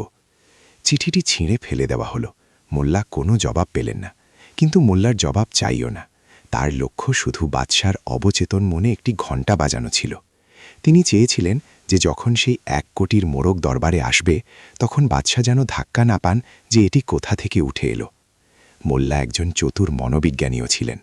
তিনি ধীরে ধীরে বাদশার কৌতূহল আর বিরক্তিকেও পাকাচ্ছিলেন। 5ম বছর। এটি সেই বছর ছিল যখন মোল্লার ঘরের অবস্থা সবচেয়ে খারাপ ছিল। যেমনটা আমরা আগের ভাগে দেখেছি। কিন্তু এটিই সেই বছর ছিল যখন মোল্লার আত্মবিশ্বাস নিজের চরম সীমায় ছিল। মোরগ এখন বুড়ো হয়ে গিয়েছিল, তার পালক ঝরে যাচ্ছিল। সে এখন আর বেশি হাঁটা চলা করত না, শুধু এক কোনায় বসে মোল্লাকে দেখত। এক সন্ধ্যায় মোল্লা মোরগের দিকে তাকালেন আর বললেন, আমার দোস্ত, এবার তোর আর আমার পরীক্ষা শেষ হতে চলেছে। তুই নিজের জবানি দিয়ে দিলি, আর আমি আমার বার্ধক্য। এখন সময় হিসেবের। মোল্লা শেষ চিঠি পাঠাননি। তিনি ভাবলেন, এখন আর চিঠি নয়, এবার খোদ বই যাবে। সেই সকালটি এসেই গেল। মোল্লা নিজের ছেঁড়া পুরনো কিন্তু ধোয়া জামা কাপড় পরলেন। তিনি নিজের পাগড়িটিকে যত্ন করে বাঁধলেন। ফাতেমা চোখে জল আর মনে ভয় নিয়ে তাকে বিদায় দিলেন। সাবধানে যেও, তিনি বললেন, বাদশার মুড কেমন হয় কেউ জানে না। মোল্লা নিজের ডান হাতে সেই বুড়ো মোরগটিকে তুললেন। মোরগটি এত শান্ত ছিল যেন ওটিও জানে যে আজও কোনো রাজকীয় ভোজের জন্য নয়, বরং রাজকীয় সম্মানের জন্য যাচ্ছে। মোল্লার বাঁ হাতের নিচে সেই বিশাল রেজিস্টারটি ছিল, 5 বছরের সেই জমা খরচ। মোল্লা যখন রাস্তায় বেরোলেন তখন দৃশ্যটি দেখার মতো ছিল। এক বৃদ্ধ মানুষ, যার চেহারায় তেজ ছিল, হাতে এক মরকুটে মোরগ নিয়ে পূর্ণ আত্মবিশ্বাসের সাথে প্রাসাদের দিকে এগোচ্ছিলেন। বাজারে নীরবতা নেমে এলো। লোকজন নিজের দোকান ছেড়ে বাইরে চলে এলো। আরে এটি তো মোল্লা, এটি কি সেই মোরগ? 5 বছর? এই মোরগ কি 5 বছরের? এটি তো এতদিনে মরে যাওয়ার কথা ছিল। মোল্লা আজ নিশ্চয়ই মার খাবে। বাদশাহ এই ভাঙাচোরা জিনিস দেখে রেগে আগুন হয়ে যাবেন।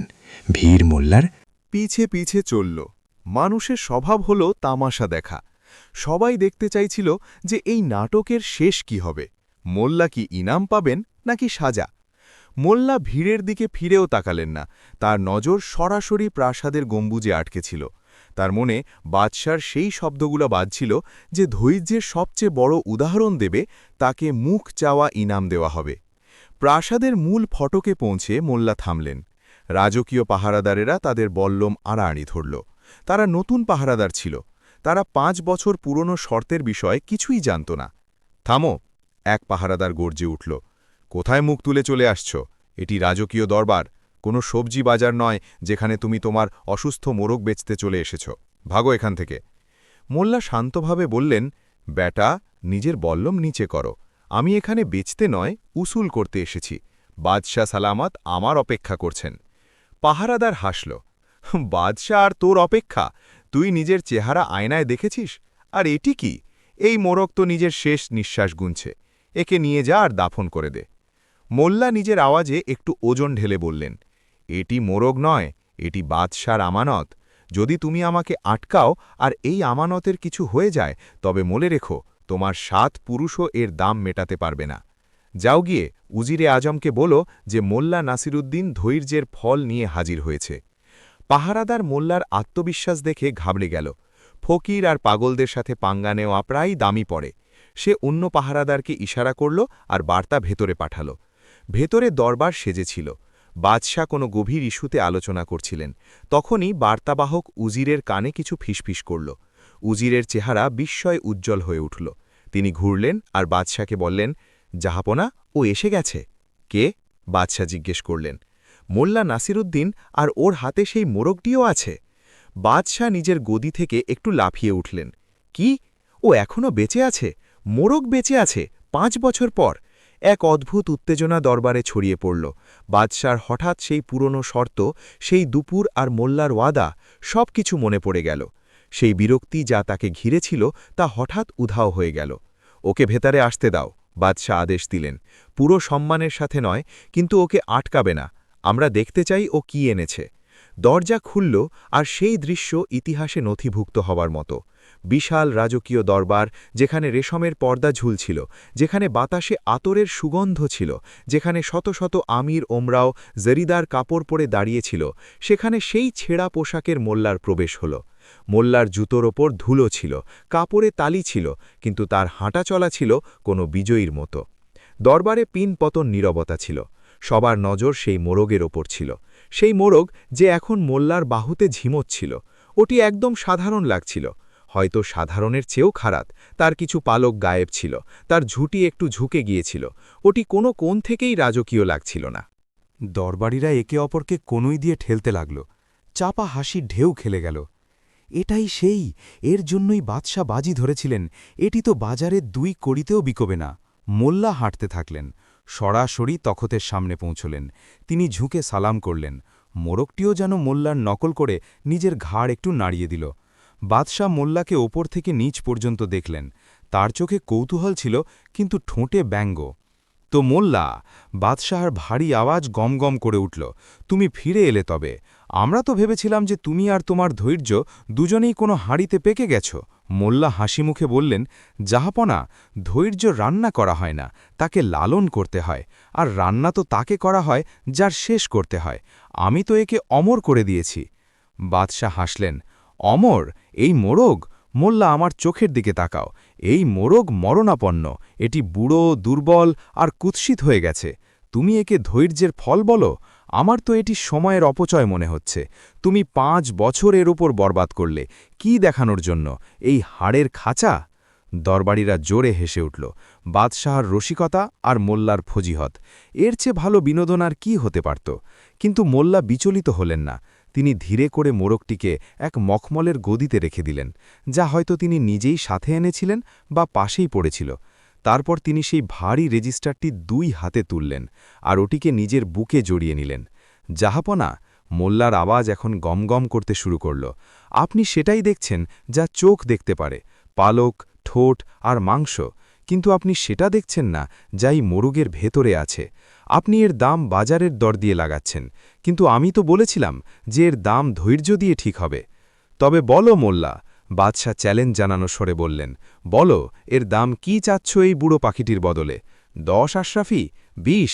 না তোমার মনে হয় যে আমি এর জন্য তোমাকে 100 আশরাফি দেব? মোল্লা রেজিস্টারটিকে বাদশাহার সামনের টেবিলের ওপর ধপ করে রাখলেন। রেজিস্টারের মলাটে জমা ধুলোর এক কুণ্ডলি বাতাসে উড়ল। 100 আশরাফি? মোল্লা অবজ্ঞার সাথে বললেন, জাহাপনা, 100 আশরাফিতে তো আমার এই বইয়ের কালিও আসবে না। আমি আপনাকে ওয়াদা করেছিলাম যে আমি আপনাকে ধৈর্যের ফল দেখাব। এই মোরগ তো কেবল একটি পাত্র, আসল ফল এই বইতে আছে। বাদশাহ রেজিস্টারের দিকে তাকালেন। এটা কি? এটা হলো আমার ধৈর্য জাহাপনা। এটি হলো 5 বছরের, 1825 দিনের, 43,800 ঘণ্টার আর লাখ লাখ মুহূর্তের লিখিত প্রমাণ। আপনি জিজ্ঞেস করছিলেন না যে ধৈর্যকে মাপা কিভাবে যায়? আমি ওটিকে মেপে নিয়েছি, আমি ওটিকে ওজন করে নিয়েছি, আর এখন আমি আপনাকে তার বিল দিতে এসেছি। বাদশাহ থমকে গেলেন। বিল? জি হ্যাঁ, বিল। আর বিশ্বাস করুন জাহাপনা, এই বিল ছোট হবে না। দরবারের পরিবেশ বদলে গিয়েছিল, হাসি গায়েব হয়ে গিয়েছিল। এখন সবার কৌতূহল সেই রেজিস্টারের ওপর ছিল। মোল্লা যেভাবে বিল শব্দটি বলেছিলেন, সেটি বাদশাকেও একটু শঙ্কিত করে দিয়েছিল। মোল্লা কি কোনো বড় চাল চলতে চলেছেন? মোল্লা রেজিস্টারের প্রথম পাতা উল্টালেন। পাতার খসখস শব্দ সেই শান্ত দরবারে বিদ্যুতের মতো কড়কড় করে উঠল। অনুমতি দিলে আমি হিসাব শুরু করি? মোল্লা জিজ্ঞেস করলেন। বাদশাহ সম্মোহিতের মতো মাথা নাড়লেন। শুরু করো মোল্লা, আমরাও দেখি যে তুমি ধৈর্যকে কোন মাপকাঠিতে মেপেছ। এটি সেই ক্ষণ ছিল যখন বাজি উল্টে যাওয়ার কথা ছিল। 5 বছর আগে এক ছানা নিয়ে যাওয়া মোল্লা এখন এমন এক হিসাব পেশ করতে যাচ্ছিলেন যা কেবল গণিতের নিয়মকে চ্যালেঞ্জ জ্বালানো নয়, বরং মানুষের মেহনত আর সময়ের দামকে এক নতুন সংজ্ঞা দিতে যাচ্ছিল। মোল্লা একটি গভীর নিঃশ্বাস নিলেন, নিজের আঙুল প্রথম পাতার প্রথম তারিখের উপর রাখলেন আর পড়া শুরু করলেন। দরবারে নীরবতা এতটাই গভীর ছিল যে যদি কোনো সুইও পড়ত তবে তার শব্দ কোনো হাতুড়ির চোটের মতো অনুভূত হতো। মোল্লা নাসিরুদ্দিন রাজকীয় তখ্তের ঠিক সামনে দাঁড়িয়েছিলেন। তার বাঁদিকে সেই মখমলের গদি ছিল, যার উপর সেই বুড়ো, রংচটা আর ক্লান্ত মোরগটি বসে ঝিমোচ্ছিল, আর তার সামনে টেবিলের ওপর সেই বিশাল রেজিস্টার খোলা পড়েছিল। রেজিস্টারের পাতা হলুদ হয়ে গিয়েছিল, কোণগুলো মুড়ে গিয়েছিল, আর সেগুলোর ওপর কালির দাগ সময়ের সাক্ষ্য দিচ্ছিল। বাদশার নজর সেই রেজিস্টারের ওপর আটকে ছিল, আর মোল্লার নজর বাদশার ওপর। এটি কেবল একটি হিসাব নিকাশের মুহূর্ত ছিল না, এটি ছিল 2 বিচারধারার সংঘর্ষ। একদিকে ক্ষমতার অহংকার ছিল, যা প্রতিটি জিনিস সোনার সিক্কায় মাপত, আর অন্যদিকে এক ফকিরের দর্শন ছিল, যা জীবনকে সময় আর সংবেদনায় মাপত। মোল্লা নিজের আঙুলটি নিজের জিভ দিয়ে হালকা করে ভেজালেন আর রেজিস্টারের প্রথম পাতা উল্টালেন। কাগজের খসখস শব্দ দরবারীদের হার্টবিট বাড়িয়ে দিল। মোল্লা গলা পরিষ্কার করলেন আর পড়া শুরু করলেন।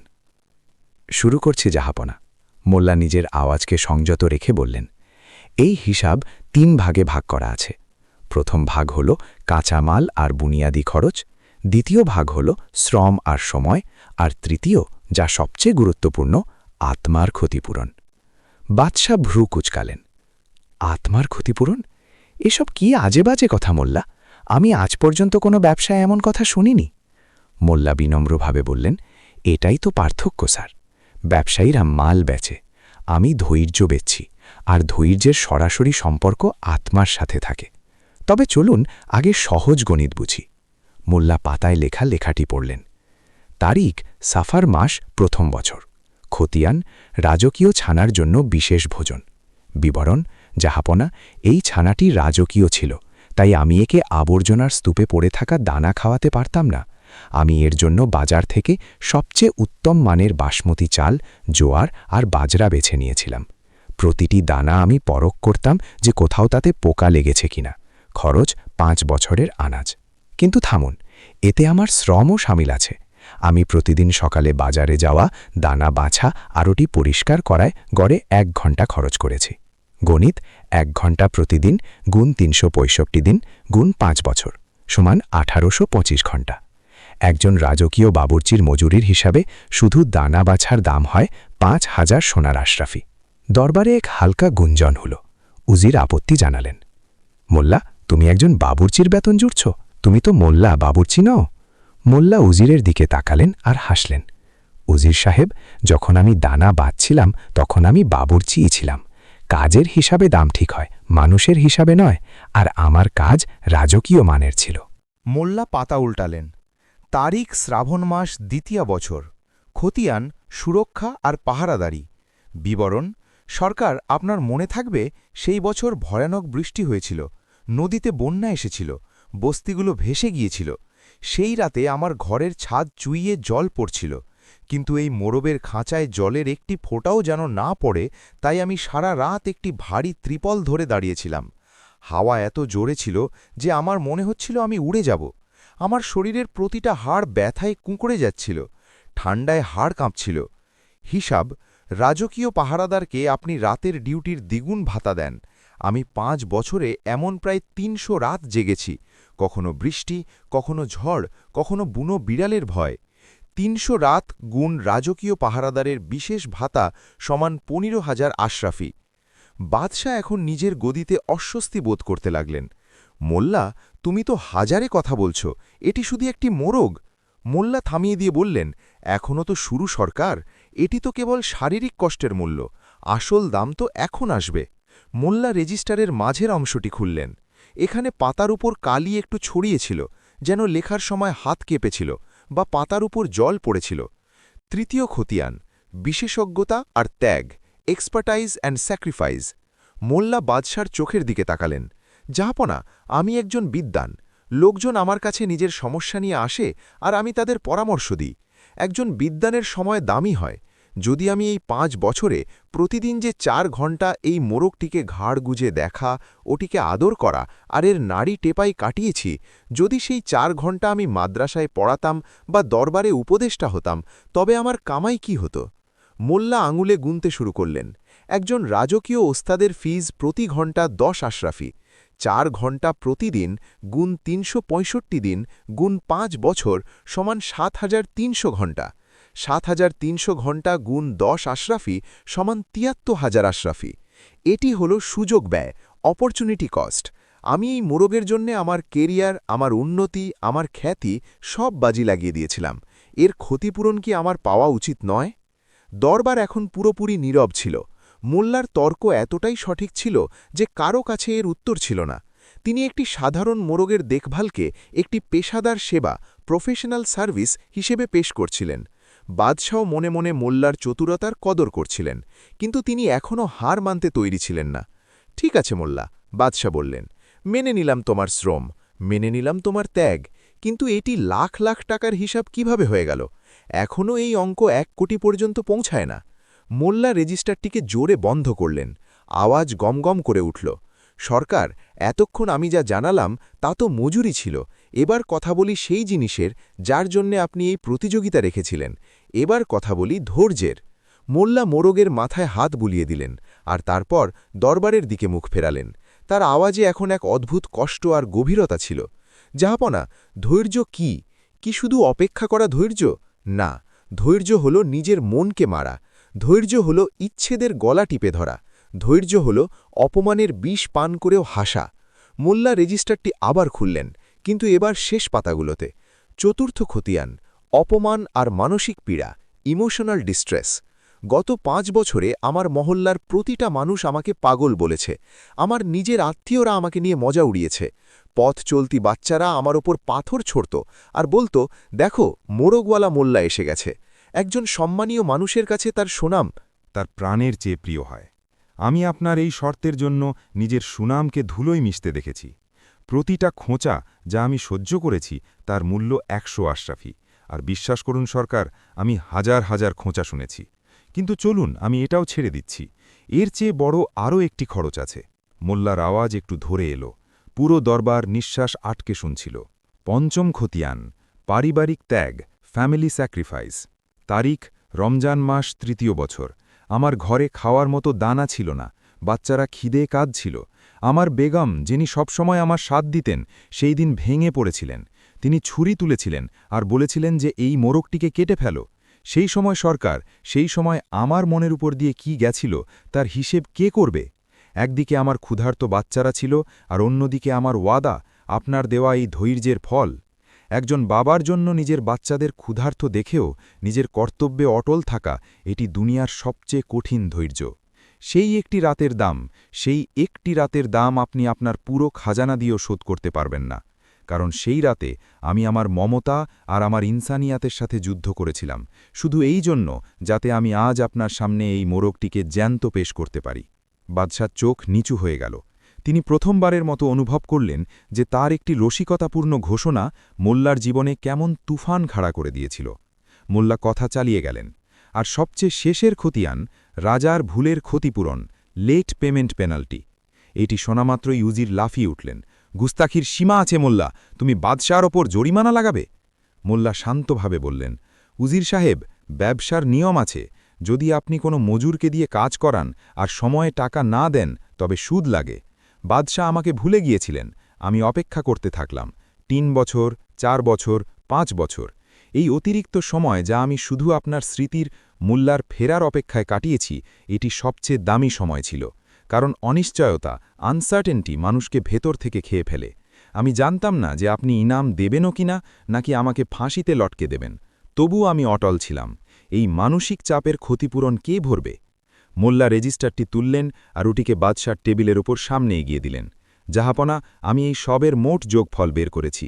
আনাজ আর দেখভাল 2 লক্ষ আশরাফি, বিশেষজ্ঞতা আর সময় 73,000 আশরাফি, সামাজিক অপমান 500 আশরাফি, মানসিক পীড়া আর পারিবারিক ত্যাগ অমূল্য। কিন্তু আমি একটি সাংকেতিক রাশি জুড়েছি, আর 5 বছরের সুদ।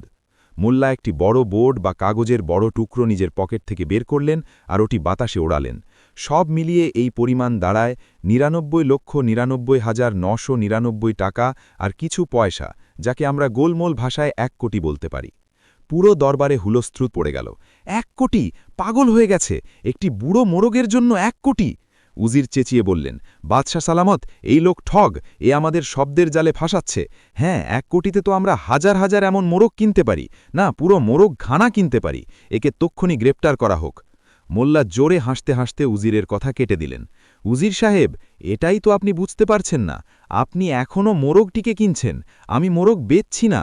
মোরগ তো মাগনা, নিয়ে যান একে, বানিয়ে নিন এটা স্যুপ। মোল্লা মোরগটিকে গদি থেকে তুললেন আর উজিরের দিকে বাড়িয়ে দিলেন। মোরগ ডানা ঝাপটাল।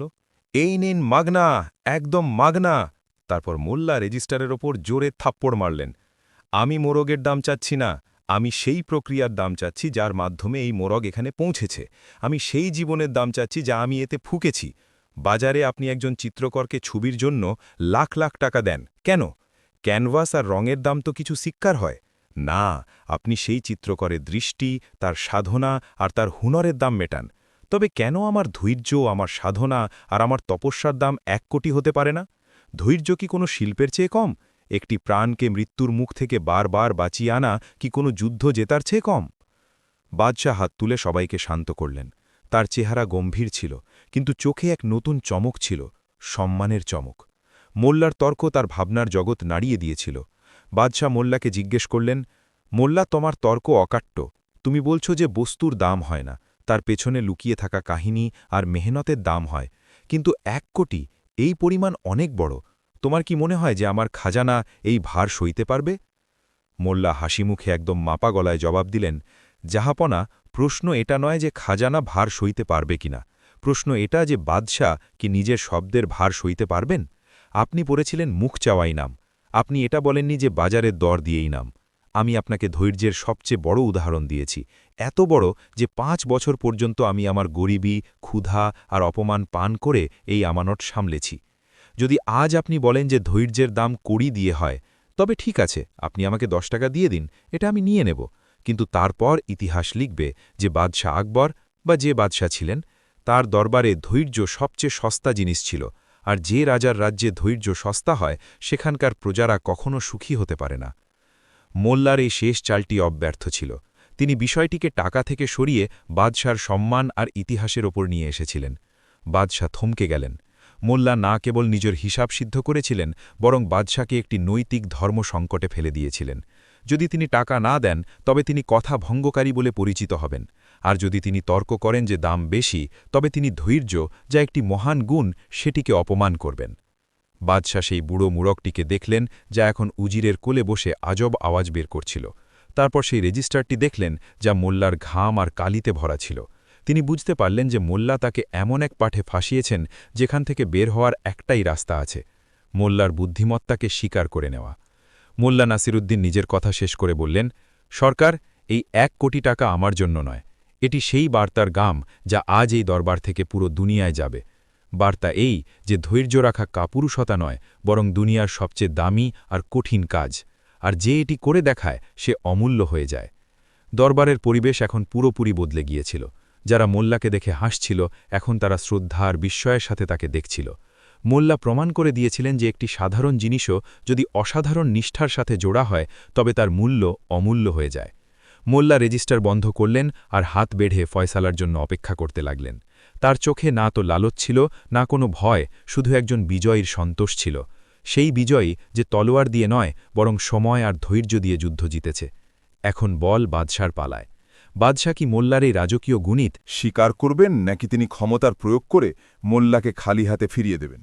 কিন্তু মোল্লা যেভাবে রাজার কথা আর ইতিহাসের উদ্ধৃতি দিয়েছিলেন, তা দেখে বাদশাহর পিছু হটার রাস্তা খুব সরু ছিল। দরবারে নীরবতা এতটাই গভীর ছিল যে মনে হচ্ছিল সময় নিজে থমকে গেছে। মোল্লা নাসিরুদ্দিনের সেই জুমলা 1 কোটি বাতাসে কোনো ভারী পাথরের মতো ঝুলছিল। সেই রেজিস্টার, যা এখন বাদশাহর টেবিলে পড়েছিল, কেবল কাগজের স্তূপ মনে হচ্ছিল না, বরং ওটা ছিল একটি জ্বলন্ত অঙ্গার, যাকে ছোঁয়ার হিম্মত কারও ছিল না। বাদশাহর নজর সেই রেজিস্টারের শেষ পাতায় আটকে ছিল, যেখানে মোট যোগফল লেখা ছিল। তার কপালে ঘামের সূক্ষ্ম বিন্দু ফুটে উঠেছিল। এই ঘাম গরমের নয়, বরং সেই অকাট্য তর্কের ছিল, যা বাদশাহকে 4 দিক থেকে ঘিরে ফেলেছিল। কিছু মুহূর্ত আগে যে দরবারীরা চাপা হাসাহাসি করছিল, এখন তাদের চেহারার রং উড়ে গিয়েছিল। তারা বুঝতে পেরেছিল যে এটি কোনো সাধারণ রসিকতা নয়। মোল্লা খেলাটিকে সেই স্তরে পৌঁছে দিয়েছিলেন, যেখানে বাদশাহর হ্যাঁ বা না দুটোটাই ভারী হতে যাচ্ছিল। যদি বাদশাহ না বলতেন, তবে তিনি ওয়াদা ভঙ্গকারী হতেন, আর যদি হ্যাঁ বলতেন, তবে খাজানায় একটি বড় চোট পড়ত। সবার আগে এই নীরবতা উজিরে আজম ভাঙলেন। তিনি রাগ আর অবিশ্বাসে ভরে গিয়েছিলেন। তিনি নিজের জায়গা থেকে সামনে এলেন আর বাদশাহর সামনে ঝুঁকে বললেন, জাহাপনা, এটি পুরোপুরি পাগলামি। এই মোল্লা আমাদের চোখে ধুলো দিচ্ছে। আপনি কি সত্যিই একে একটি বুড়ো মরকুটে মোরগের জন্য রাজকীয় খাজানার দরজা খুলে দেবেন? 1 কোটি! এত পরিমাণ টাকায় আমরা প্রতিবেশী দেশের অর্ধেক জমি কিনতে পারি। এত পরিমাণ টাকায় পুরো রাজধানীর জন্য বছর ভরের আনাজ আসতে পারে। আর এই লোক নিজের ধৈর্যের নামে এই সব চাইছে। এটি ডাকাতি সরকার, দিনের আলোয় ডাকাতি। উজিরের কথা শুনে দরবারে আবার কানাঘোষো শুরু হয়ে গেল। অনেক দরবারই উজিরের সমর্থনে মাথা নাড়তে লাগলেন। তাদের মনে হল যে উজির একদম ঠিক জায়গায় ধরেছেন। ভাবাবেগে ভেসে গিয়ে এত বড় ইনাম দেওয়া রাজকোষের জন্য বোকামি হবে। মোল্লা নাসিরুদ্দিন, যিনি এতক্ষণ একদম শান্ত দাঁড়িয়েছিলেন, উজিরের কথা শুনে একটুও বিচলিত হলেন না। তার মুখে একটি সৌম্য হাসি ছিল, যেমন কোনো বড় মানুষ কোনো বাচ্চার নাদানিতে হাসে। তিনি উজিরের দিকে তাকালেন এবং খুব বিনম্রভাবে বললেন, উজির সাহেব, আপনার চিন্তা ঠিকই। আপনি রাজকোষের সংরক্ষক, আপনার কাজ হল বাদশাহর ধন বাঁচানো। কিন্তু আপনি একটি অনেক বড় ভুল করছেন। আপনি এখনও দাম এবং মূল্য অর্থাৎ প্রাইস এবং ভ্যালিউর মধ্যে পার্থক্য বুঝতে পারছেন না। মোল্লা ঘুরলেন এবং বাদশাহর চোখের দিকে সরাসরি তাকিয়ে বললেন, জাহাপনা, উজির সাহেব বলছেন যে 1 কোটিতে প্রতিবেশী দেশের জমি কেনা যেতে পারে। একদম ঠিক, কিন্তু সেই জমি দিয়ে কি আপনার সেই সম্মান কেনা যেতে পারে যা আজ বাজি লাগানো আছে? যদি আজ দুনিয়া জানতে পারে যে শাহেনশাহ একটি চ্যালেঞ্জ দিয়েছিলেন, এক গরিব ফকির সেটি গ্রহণ করল, নিজের জীবনের 5 বছর কাটিয়ে দিল, আর যখন ইনাম দেওয়ার সময় এলো তখন শাহেনশাহ পিছিয়ে গেলেন কারণ সওদা মাহার্ঘ ছিল, তবে বলুন সরকার, ইতিহাস আপনাকে কি নামে মনে রাখবে? একজন মহান দাতা নাকি একজন কৃপণ ব্যবসায়ী? বাদশাহের চোখে এক চমক খেলে গেল। মোল্লা সরাসরি তার অহংকার এবং সম্মানে আঘাত করেছিলেন। মোল্লা নিজের কথা এগিয়ে নিলেন। আর উজির সাহেব বলছেন যে এটি ডাকাতি। তবে চলুন আমরা আরেকটু হিসাব করি। জাহাপনা, আপনি কি আমাকে বলতে পারেন যে আপনার একটি শ্বাসের দাম কি? বাদশাহ চমকে গেলেন। শ্বাসের দাম? শ্বাস তো কুদরতের দান মোল্লা, এর কোনো দাম হয় না। ভুল, মোল্লা জোর দিয়ে বললেন। যখন মানুষ মরণশয্যার থাকে এবং সে জানতে পারে যে তার কাছে শুধু কয়েক মুহূর্ত বাকি আছে, তখন সে নিজের পুরো দৌলত, পুরো সাম্রাজ্য বিলিয়ে দিতে তৈরি হয়ে যায়, শুধু আর একটি দিন, আর একটি ঘণ্টা বা আর একটি শ্বাস কেনার জন্য। আমি কি সত্যি বলছি? বাদশাহ ধীরে মাথা নাড়লেন। হ্যাঁ মোল্লা, এটি সত্যি। জীবনের প্রতিটি মুহূর্ত অমূল্য। মোল্লা হাত ছড়িয়ে বললেন, বাস, এটাই তো আমার তর্ক। আমি আপনাকে নিজের জীবনের 5 বছর দিয়েছি, 1825 দিন। এটি সেই সময়ে যা আর কখনো ফিরে আসবে না। আমি বুড়ো হয়ে গেলাম, আমার চোখের জ্যোতি কমে গেল, আমার হাঁটুতে ব্যথা শুরু হলো। এটি সব সেই সময় হলো যখন আমি আপনার এই মোরগটির পাহারা দিচ্ছিলাম। আমি আমার যৌবন, আমার শক্তি এবং আমার সেই সময় আপনাকে বেঁচে দিয়েছি, যা আমি আমার পরিবার, আমার বাচ্চা বা আমার নিজের উন্নতির জন্য লাগাতে পারতাম। আপনি আমার থেকে আমার অতীত কিনছেন সরকার, আর অতীত সময়ের দাম আগত সময়ের চেয়ে সব সময় 1000 গুণ বেশি হয়, কারণ তা দুষ্প্রাপ্য। 1 কোটি তো অনেক সস্তা দাম সেই জীবনের জন্য, যা আমি এই রেজিস্টারের পাতায় দাফন করে দিয়েছি। দরবার আবার স্তব্ধ হয়ে গেল।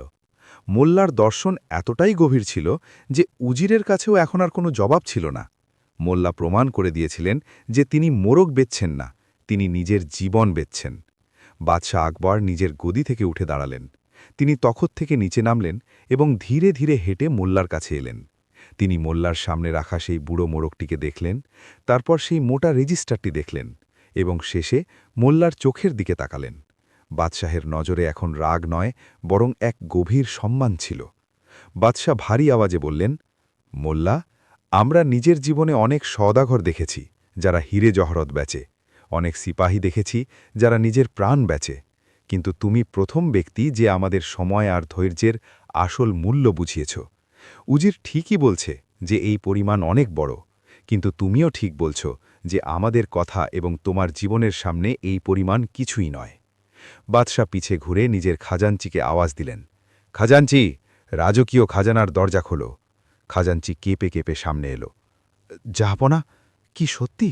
হ্যাঁ, বাদশাহ গর্জে উঠলেন। আজ আমরা একটি নজর পেশ করব। আজ এই দুনিয়া দেখবে যে যখন কেউ ধৈর্যের পরীক্ষায় খাড়া উতরয়, তখন বাদশাহ তো তার সামনে ছোট হয়ে যায়।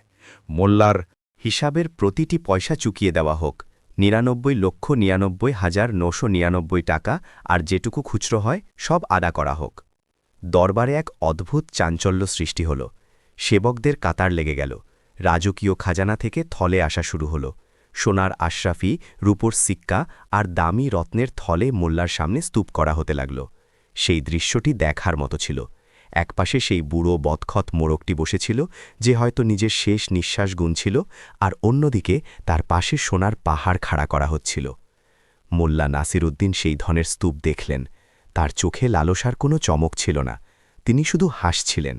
তিনি ঘুরে নিজের বেগম আর বাচ্চাদের কথা ভাবলেন, যারা হয়তো আজও শুকনো রুটি খেয়ে শুয়ে থাকবে। তিনি ভাবলেন কিভাবে এই ধন তাদের গরিবী সব সময়ের জন্য মিটিয়ে দেবে। কিন্তু মোল্লার চেহারায় যে শান্তি ছিল তা ধনের নয়, বরং নিজের জয়ের ছিল। উজির এখনও খিসিয়ানি হয়ে দাঁড়িয়েছিলেন। তিনি দমিত আওয়াজে বাদশাকে বললেন, জাহাপনা, আপনি অনেক দরিয়া দিল, কিন্তু একটু ভাবুন, লোকে কি বলবে? একটি মোরগের জন্য এত ধন, এটি তো ইতিহাসের সবচেয়ে মহার্ধ সওদা হয়ে গেল। বাদশাহ হাসি মুখে উজিরের কাঁধে হাত রাখলেন এবং বললেন, উজির, ভালো করে দেখো, আমরা মোরগ কিনছি না, আমরা মোল্লার সেই শিক্ষাটি কিনছি যা সে আজ পুরো দরবারকে দিয়েছে। মোল্লা আমাদের শিখিয়েছে যে যদি মানুষ কোনো সামান্য জিনিসের ওপরও নিজের পুরো ধ্যান, পুরো প্রেম এবং পুরো ধৈর্য লাগিয়ে দেয়, তবে সেই জিনিসটি অমূল্য হয়ে যায়। এই মোরগ এখন আর মোরগ নেই, এটি ধৈর্যের স্মারক হয়ে গেছে। যখন সারা ধন মোল্লার সামনে রেখে দেওয়া হলো, তখন বাদশাহ জিজ্ঞেস করলেন, মোল্লা, তুমি কি খুশি? তোমার হিসাব কি মিটেছে? মোল্লা ঝুঁকে সালাম করলেন, জাহাপনা, আপনার দিল দরিয়া, হিসাব তো মিটে গেছে। কিন্তু মোল্লা একটি ছোট বিরতি নিলেন। কিন্তু কি? বাদশাহ জিজ্ঞেস করলেন। মোল্লা রেজিস্টারটি তুললেন এবং সেটিকে খাজানার স্তূপের সব থেকে ওপরে রেখে দিলেন। সরকার, এই দৌলত আমার শরীরের ক্ষুধা মেটাতে পারে, আমার বাচ্চাদের ভালো জামাকাপড় দিতে পারে, কিন্তু এই রেজিস্টারে যা লেখা আছে তা আমার আত্মার কামাই। আমি চাই যে এই রেজিস্টার রাজকীয় পাঠাগারে রাখা হোক, যাতে আগত প্রজন্ম যখন এটি পড়বে তখন তাদের মনে থাকে যে এক সময় এক পাগল মোল্লা বাদশাকে এটি মনে করিয়ে দিয়েছিল যে অপেক্ষা করা শুধু খালি বসে থাকা নয়, বরং একটি সক্রিয় তপস্যা হয়। বাদশাহ মোল্লার এই কথাটিও মেনে নিলেন। তিনি ঘোষণা করলেন, এই রেজিস্টার আমাদের রাজ্যের সবচেয়ে দামি দলিল মানা হবে, এটিকে হিরে জড়ানো সিন্দুকে রাখা হবে। এবার ইনাম নেবার সময় ছিল। মোল্লা সেই বুড়ো মোরগটিকে, যে এখন হয়তো এতটাই ক্লান্ত হয়ে গিয়েছিল যে সে জানতও না যে সে কোটিপতি হয়ে গেছে, খুব আদরের সাথে তুললেন এবং বাদশাহর কোলে দিয়ে দিলেন। এই নিন জাহাপনা, মোল্লা বললেন, এই রইল আপনার 1 কোটির ধৈর্য। এটিকে সামলে রাখবেন। এটি খুব নাজুক, এর সোনার খাঁচার নয়, বরং প্রেম আর ধ্যানের প্রয়োজন। মোরগটি বাদশাহের রাজকীয় পোশাকের উপর একটি ছোট আঁচড় কাটল এবং নিজের ঘাড় নাড়াতে লাগল। বাদশাহ, যিনি কখনো কোনো জানোয়ারকে হাত লাগাতেন না, আজ সেই বুড়ো মোরগটিকে এভাবে ধরেছিলেন যেন সেটি কোনো রাজদণ্ড। দরবারে উপস্থিত প্রতিটি ব্যক্তির চোখ কপালে উঠে গিয়েছিল। এই দৃশ্য অকল্পনীয় ছিল। বাদশাহের কোলে একটি মোরকুটে মোরগ আর এক ফকিরের কদমে রাজকীয় খাজানা। মোল্লা নিজের গামছায় কিছু আশরাফি বাঁধলেন। বাকি ধন রাজকীয় সেবকদের দিয়ে তার ঘরে পৌঁছে দেওয়ার নির্দেশ দিলেন। তিনি ঘুরলেন এবং দরবার থেকে বাইরে যেতে লাগলেন, কিন্তু তখনই বাদশাহের মনে এক শেষ প্রশ্ন এলো, একটি শঙ্কা যা হয়তো ইনাম দেওয়ার পর জেগেছিল। থামো মোল্লা, বাদশাহ আওয়াজ দিলেন।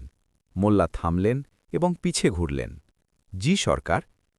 বাদশাহ একটু সংকোচ করে জিজ্ঞেস করলেন, মোল্লা, তুমি হিসাব তো খুব পাকা দিয়েছ, আমরা মেনেও নিয়েছি, কিন্তু একটি কথা বলো, যদি এই মোরগটি আজ সকালে মরে যেত তবে তুমি কি করতে? তখনও কি তুমি এই রেজিস্টার নিয়ে আসতে? তখনও কি তুমি 1 কোটি চাইতে? এই প্রশ্নটি খুব জটিল ছিল। উজিরের চেহারায় আবার আশা জাগল যে হয়তো মোল্লা ফাঁসবেন। যদি মোরগ মরে যেত তবে শর্ত হারা মানা হতো। মোল্লা হাসলেন। তার হাসিতে এক গভীর রহস্য লুকিয়েছিল। তিনি ফিরে বাদশাহের কাছে এলেন এবং নিচু গলায়, যাতে শুধু বাদশাহ আর উজির শুনতে পান, বললেন, জাহাপনা, আপনি এখনও ব্যবসার কথাই ভাবছেন। যদি এই মোরগটি মরে যেত তবে আমি তার হাড়গুলো নিয়ে আসতাম, কারণ আমার ধৈর্য মোরগের জীবনে নয়, আমার সেবায় ছিল। আমি তখনও আপনাকে এটাই বলতাম যে আমি 5 বছর সেবা করেছি। পরিণাম কুদরতের হাতে আছে, কিন্তু প্রচেষ্টা আমার হাতে ছিল, আর আমি আপনার কাছে প্রচেষ্টার মূল্য চাইতাম, পরিণামের নয়। একজন সত্য কর্মযোগী ফলের চিন্তা করে না, সে কর্মের শুদ্ধতার উপর ধ্যান দেয়। যদি সে মরেও যেত তবুও আমার ধৈর্য তো অমরই থাকত। বাদশাহ এটি শুনে নিরুত্তর হয়ে গেলেন। মোল্লার চিন্তা সেই ধাপে ছিল যেখানে হার আর জয়ের মানে বদলে যায়। বাদশাহ মাথা নত করে স্বীকার করলেন যে মোল্লা কেবল চতুর নন, বরং একজন পৌঁছে যাওয়া সন্ত যিনি পাগলামির পোশাক পরে আছেন।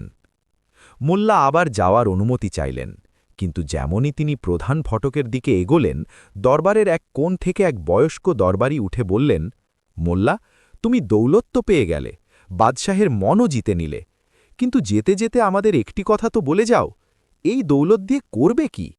এত বড় অঙ্ক একজন মানুষের জন্য অনেক বেশি। এটি কি তোমার ধৈর্যকে ভ্রষ্ট করে দেবে না? মোল্লা নিজের হাঁটা ধীর করলেন। তিনি দরজার চৌকাঠে থামলেন। বাইরের সূর্য এখন ডুবছিল এবং তার লাল আলো মোল্লার চেহারায় পড়ছিল। মোল্লা ভিড়ের দিকে ঘুরে তাকালেন। তার কাছে এখন এক শেষ পাঠ ছিল, এমন একটি পাঠ যা এই পুরো কাহিনীর নিংড়ানো সার অংশ হতে চলেছিল। দৌলত মিলছিল, কিন্তু কাহিনীর আসল শেষ ধন ছিল না। আসল শেষ তো সেটি ছিল যা মোল্লা এখন পরবর্তী এবং শেষ ধাপে করতে যাচ্ছিলেন। মোল্লা সেই দরবারির প্রশ্নের জবাব না দিয়ে শুধু এটুকুই বললেন, দৌলতের কি হবে তা তো কাল বলবে, কিন্তু ধৈর্যের কি হল তা আজ আপনারা দেখে নিলেন। মনে রাখবেন দোস্তরা, যখন পকেট খালি হয় আর ধৈর্য বড় হয় তখন মানুষ বাদশা হয়ে যায়, কিন্তু যখন পকেট ভরে যায় আর ধৈর্য শেষ হয়ে যায় তখন বাদশাও ফকির হয়ে যায়। দোয়া করবেন যেন এই দৌলতের বোঝার নিচে আমার ধৈর্য না চাপা পড়ে যায়। এটুকু বলে মোল্লা নাসিরুদ্দিন সেই গরিমাশালী দরবার থেকে বাইরে বেরিয়ে গেলেন, যেখানে এখন শুধু সোনার চমক ছিল, কিন্তু আসল হিরে তো বাইরে যাচ্ছিল। বাদশাহ আর দরবারীরা তাকে যেতে দেখতে থাকলেন। তাদের মনে একটি বিচার ছিল, আমরা কি আজ একজন পাগলকে দেখলাম নাকি দুনিয়ার সবথেকে বুদ্ধিমান মানুষকে? বাইরে মোল্লার বেগম আর মহল্লার লোকজন অপেক্ষা করছিল। তারা এখন পর্যন্ত খবর পায়নি যে ভেতরে কি হয়েছে। যেমনই মোল্লা বাইরে এলেন, এক অদ্ভুত খামোশি ছেয়ে গেল। মোল্লা খালি হাতে ছিলেন না, কিন্তু তার হাতে কোনো জাদুই চেরাগও ছিল না। শুধু তার চেহারে এমন এক শান্তি ছিল যা তুফানের পরে আসে। কাহিনীর এই ভাগ এখানে এমন এক মোড়ে থামে যেখানে মোল্লার বিজয় পূর্ণ হয়েছে। ভৌতিক রূপ থেকে, অর্থাৎ ফিনান্সিয়ালি তিনি জিতে গেছেন, যুক্তি বা লজিক্যালি তিনি জিতে গেছেন, আর নৈতিক রূপ থেকে, অর্থাৎ মরালি, তিনি বাদশাকে ঝুঁকিয়ে দিয়েছেন। কিন্তু ধৈর্যের ফলের আসল স্বাদ এখনও বাকি। সেই দৌলত, সেই ১ কোটি টাকা। মোল্লা কি ওটি নিজের কাছে রাখবেন, নাকি মোল্লা নিজের স্বভাব অনুযায়ী কোনো এমন শেষ চাল চালবেন যা এই কাহিনীকে শুধু একটি চতুরতার কাহিনী থেকে বদলে জীবন দর্শনে পরিণত করে দেবে? এটি জানার জন্য আমাদের চলতে হবে কাহিনীর ষষ্ঠ এবং শেষ ভাগের দিকে, যেখানে এই পুরো যাত্রার বাস্তব সমাপন হবে। মোল্লার ঘর, সেই দৌলত আর সেই বুড়ো মোরগ, এই সবের অন্তিম ভাগ্য কি হবে? ধৈর্যের দাম কি সত্যিই টাকায় হয়, নাকি মোল্লা আমাদের এক শেষ ধাক্কা দিতে চলেছেন? সূর্য এখন পশ্চিমের কোলে মাথা রেখে শোয়ার প্রস্তুতি নিচ্ছিল।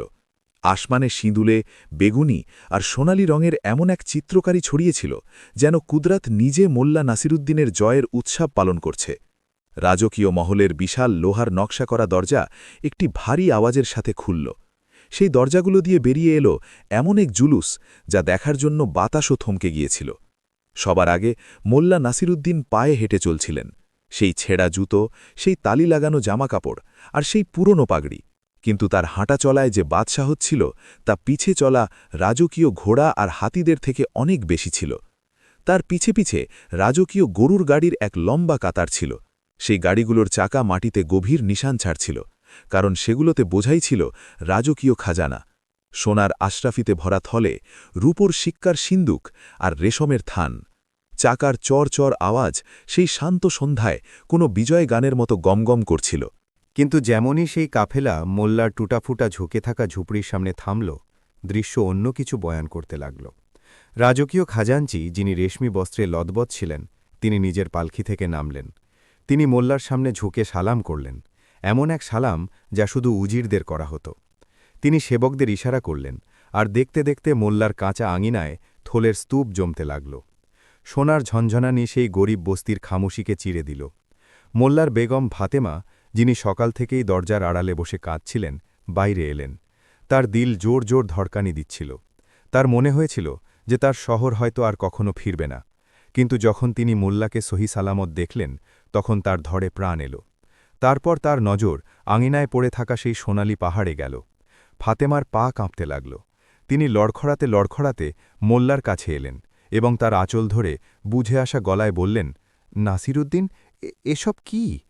তুমি কি রাজকীয় খাজানা লুটে নিয়ে এলে, নাকি বাদশাহ তোমাকে দেশ থেকে বের করে দিয়েছেন আর এটি তার ক্ষতিপূরণ? আর সেই অলক্ষণী মোরগটি কোথায়? ওটাকে কি মেরে ফেলে দিয়েছ? মোল্লা ফাতেমার কাঁপতে থাকা হাতগুলো নিজের হাতে নিলেন। তার চোখে এক অসীম শান্তি ছিল। তিনি হাসি মুখে খুব নিচু স্বরে বললেন, ফাতেমা, শান্ত হও, আমরা কিছু লুটিনি। এটি সেই হক যা আমরা গত 5 বছর ধরে কামাচ্ছিলাম। আর সেই মোরগ যাকে তুমি অলক্ষণী বলতে, সে এখন রাজকীয় মেহমান হয়ে গেছে। সে এখন বাদশাহের বাগানে ঘুরে বেড়ায়। আজ সেই অবলা প্রাণীটি আমাদের ঘরের গরিবীকে চিরকালের জন্য বিদায় দিয়েছে। ফাতেমার বিশ্বাস হচ্ছিল না। তিনি সেই থলেগুলো ছুঁতেও ভয় পাচ্ছিলেন। কিন্তু এটি তো অনেক বেশি। একটি মোরগের জন্য এত ধন, এটি কিভাবে মুমকিন? মোল্লা আসমানের দিকে তাকালেন এবং বললেন, বেগম, মনে আছে সেই রাত যখন বাচ্চারা খিদেয় কাঁদছিল আর তুমি বলেছিলে যে মোরগটিকে রান্না করে ফেলি? যদি সেই রাতে আমরা আমাদের ধৈর্যের গলা টিপে দিতাম, তবে আজ পেট তো ভরা থাকত, কিন্তু আঁচল খালি থাকত। এটি সেই মোরগের দাম নয়, এটি সেই চোখের জলের দাম যা আমরা পান করে নিয়েছিলাম। এটি সেই খিদের দাম যা আমরা সহ্য করেছিলাম। ধীরে ধীরে ভয় কাটল এবং প্রতিবেশীরা বাইরে বেরোতে লাগল। সেই প্রতিবেশীরা যারা কাল পর্যন্ত মোল্লাকে পাগল, ঝিটকি আর মোরগওয়ালা মোল্লা বলে খেপাত, আজ তাদের চোখ ছানা বড়া হয়ে গিয়েছিল। হিংসা, বিস্ময় আর সম্মানের এক মিলিঝুলি ভাব তাদের চেহারায় ছিল। ভিড়ের মধ্যে থেকে করিম চাচা, যিনি মোল্লাকে সবথেকে বেশি মজা ওড়াতেন, সামনে এলেন। তিনি ইতস্তত করে জিজ্ঞেস করলেন, মোল্লা, এটি কি সত্যি? বাদশাহ কি সত্যিই সেই বুড়ো মোরকুটে মোরগের বদলে এই সব দিয়েছেন? যদি আমি জানতাম তবে আমি 10টি মোরগ পালতাম। মোল্লা জোরে হাসলেন। তিনি ভিড়ের দিকে ঘুরে একটি এমন কথা বললেন যা সেখানে উপস্থিত প্রতিটি মানুষের দিলে গেঁথে গেল। না করিম ভাই, বাদশাহ মোরগের বদলে এটি দেননি। মোরগ তো শুধু একটি মাধ্যম ছিল, একটি বাহানা ছিল। এই দৌলত আমি পেয়েছি থামার জন্য। যখন তোমরা সবাই ফলাফলের পিছে ছুটছিলে, আমি থমকেছিলাম। যখন তোমরা সবাই প্রতিদিন নিজের ফসল খুঁড়ে দেখতে যে বীজ জন্মালো কিনা, আমি ওতে জল দিয়ে ভুলে গিয়েছিলাম। এই দৌলত বিশ্বাসের। তোমরা সবাই মোরগটিকে দেখলে, আমি তাতে লুকিয়ে থাকা সময়কে দেখলাম। সেই রাতে মোল্লার ঝুপড়িতে প্রদীপ তো জ্বলল, কিন্তু কোনো শোরগোল হল না। দৌলত আঙিনায় পড়েছিল। সোনার চমক অন্ধকারকে চিরছিল, কিন্তু মোল্লা এবং তার পরিবার নিজের সেই পুরনো ছেঁড়া চ্যাটাইতে বসেছিল।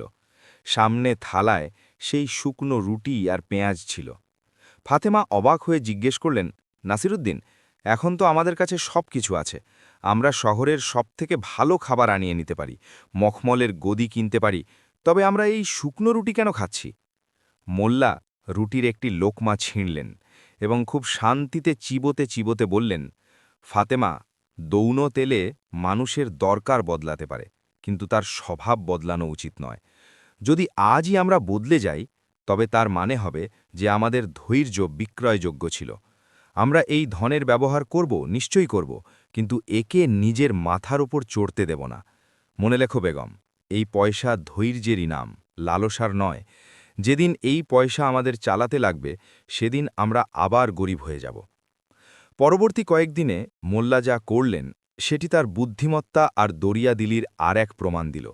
তিনি সেই ধনের একটি অংশ নিজের পরিবারের সুরক্ষা আর বাচ্চাদের ভবিষ্যতের জন্য রাখলেন। নিজের ঘর পাকা করালেন, বাচ্চাদের জন্য ভালো ওস্তাদ। কিন্তু ধনের এক অনেক বড় অংশ, প্রায় অর্ধেক, তিনি সমাজের জন্য দান করে দিলেন। মোল্লা নিজের বস্তির ঠিক মাঝখানে একটি বড় মাদ্রাসা অর্থাৎ স্কুল বানালেন, যেখানে গরিব বাচ্চারা মুফতে শিক্ষা পেত, এবং তার পাশেই একটি চমৎকার সরাই অর্থাৎ মুসাফিরদের থাকার জায়গা বানালেন। সেই সরাইয়ের প্রধান ফটকে মোল্লা সোনালি অক্ষরে লিখিয়েছিলেন, ধৈর্য সরাই, এখানে তাড়াহুড়ো মানা, যে থামতে জানে সেই মঞ্জিল পায়। ওদিকে রাজকীয় মহলেও এক অদ্ভুত পরিবর্তন হচ্ছিল। সেই বুড়ো মোরগ, যাকে বাদশাহ 1 কোটিতে স্বীকার করেছিলেন, তা এখন কোনো রাজপুত্রের থেকে কম ছিল না। বাদশাহ তার জন্য এক বিশেষ সেবক নিযুক্ত করে দিয়েছিলেন, যে তাকে বেহতরিন দানা খাওয়াত। আশ্চর্যের কথা এটি ছিল যে বাদশাহ, যিনি সব সময় যুদ্ধ, বিস্তার আর রাজনীতির জটিলতায় ফেসে থাকতেন, এখন যখনই স্ট্রেসে থাকতেন, সেই মোরগটিকে দেখতে রাজকীয় বাগানে চলে যেতেন। সেই বুড়ো, শান্ত আর ধীর গতির পাখিটিকে দেখে তার মোল্লার সেই রেজিস্টারের কথা মনে পড়ত। তার মনে পড়ত কিভাবে ছোট ছোট জিনিসের সময় আর প্রেম দিলে সেগুলো মহান হয়ে যায়। সেই মোরগটি তার জন্য শান্তির প্রতীক হয়ে গিয়েছিল। মোল্লার সেই বই অর্থাৎ রেজিস্টারটি এখন রাজকীয় পাঠাগারে সবচেয়ে দামি আর দুষ্প্রাপ্য গ্রন্থের মাঝে রাখা হয়েছিল। বড় বড় উজির, বিদ্বান আর গণিতজ্ঞ যারা আগে মোল্লাকে অশিক্ষিত মনে করতেন, এখন সেই রেজিস্টারটি পড়তে আসতেন। তারা এটি বোঝার চেষ্টা করতেন যে কিভাবে একজন মানুষ প্রাত্যহিক সাধারণ কাজের এমন গণিত লাগালো যে সেটিকে একটি সাম্রাজ্যের দৌলতের সমান করে দিল। সেই রেজিস্টারটি এখন ম্যানেজমেন্ট আর দর্শনের বই হয়ে গিয়েছিল। কয়েক মাস পর নিজের বয়স পূর্ণ করে সেই বুড়ো মোড়কটি একদিন নিজের ঘুমের মধ্যেই মরে গেল। বাদশাহ যখন এই খবর পেলেন তখন তিনি উদাস হলেন, কিন্তু তিনি সেটিকে আবর্জনায় ফেলেননি। তিনি ওটিকে পুরো রাজকীয় সম্মানের সাথে বাগানের সেই কোণেই দাফন করলেন। সেখানে মার্বেল পাথরের একটি ছোট স্মারক বানানো হলো, যার ওপর লেখা ছিল, এখানে সেই জীবটি ঘুমিয়ে আছে যে একজন বাদশাকে শিখিয়েছিল যে ধৈর্যের দাম সোনার থেকেও বেশি হয়। মোল্লা যখন এই খবর পেলেন তখন তিনি হাসলেন। তার চোখে জল ছিল, কিন্তু ঠোঁটে সন্তোষ। তিনি আসমানের দিকে তাকালেন আর বিড়বিড় করে বললেন, যাও বন্ধু, তোমার কাজ পুরো হল। তুমি প্রমাণ করে দিলে যে যদি নিয়ত সাফ হয় আর সমর্পণ সাচ্চা হয়, তবে একটি সামান্য জানোয়ারও বাদশার গুরু হতে পারে। সময়ের চাকা ঘুরতে থাকল। মোল্লা নাসিরুদ্দিন এখন খুব বুড়ো হয়ে গিয়েছিলেন। তার চুল বরফের মতো সাদা হয়ে গিয়েছিল। তিনি আমির ছিলেন, কিন্তু আজও তিনি সেই সাদগিতেই থাকতেন। লোক দূর দূর থেকে তার কাছে আসত, দৌলত চাইতে নয়, বরং এটি জিজ্ঞেস করতে যে মোল্লা, এ তো ধৈর্য আনো কোথা থেকে? আজকের জামানায় তো লোক এক মুহূর্ত অপেক্ষা করতে পারে না। একদিন এক উচ্চাকাঙ্ক্ষী যুবক মোল্লার কাছে এলো। সে বলল, বাবা, আমি আপনার কাহিনী শুনেছি। আমাকেও 1 কোটি কামাতে হবে। বলুন, আমি কোন জানোয়ার পালন করব? আমিও কি কোনো মোরগ পালব নাকি ছাগল? মোল্লা নিজের খাটিয়ায় বসেছিলেন। তিনি জোরে হাসলেন। তার হাসিতে পুরো জীবনের তাজুর্বা ঝনঝন করছিল। তিনি সেই ছেলের কাঁধে নিজের কাঁপতে থাকা হাত রাখলেন এবং তার চোখের দিকে তাকিয়ে বললেন, বেটা, মোরগ পাললে কিছু হবে না। জানোয়ার পাললে দৌলত আসে না। ধৈর্যকে পালো। মোরগ তো মরে যাবে, কিন্তু ধৈর্য তোমাকে জ্যান্ত রাখবে। তোমরা সবাই ফলাফল অর্থাৎ রেজাল্টকে ভালোবাসো।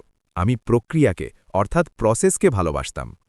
তোমরা ফল খেতে চাও, আমি গাছকে জল দিতে আনন্দ পেতাম।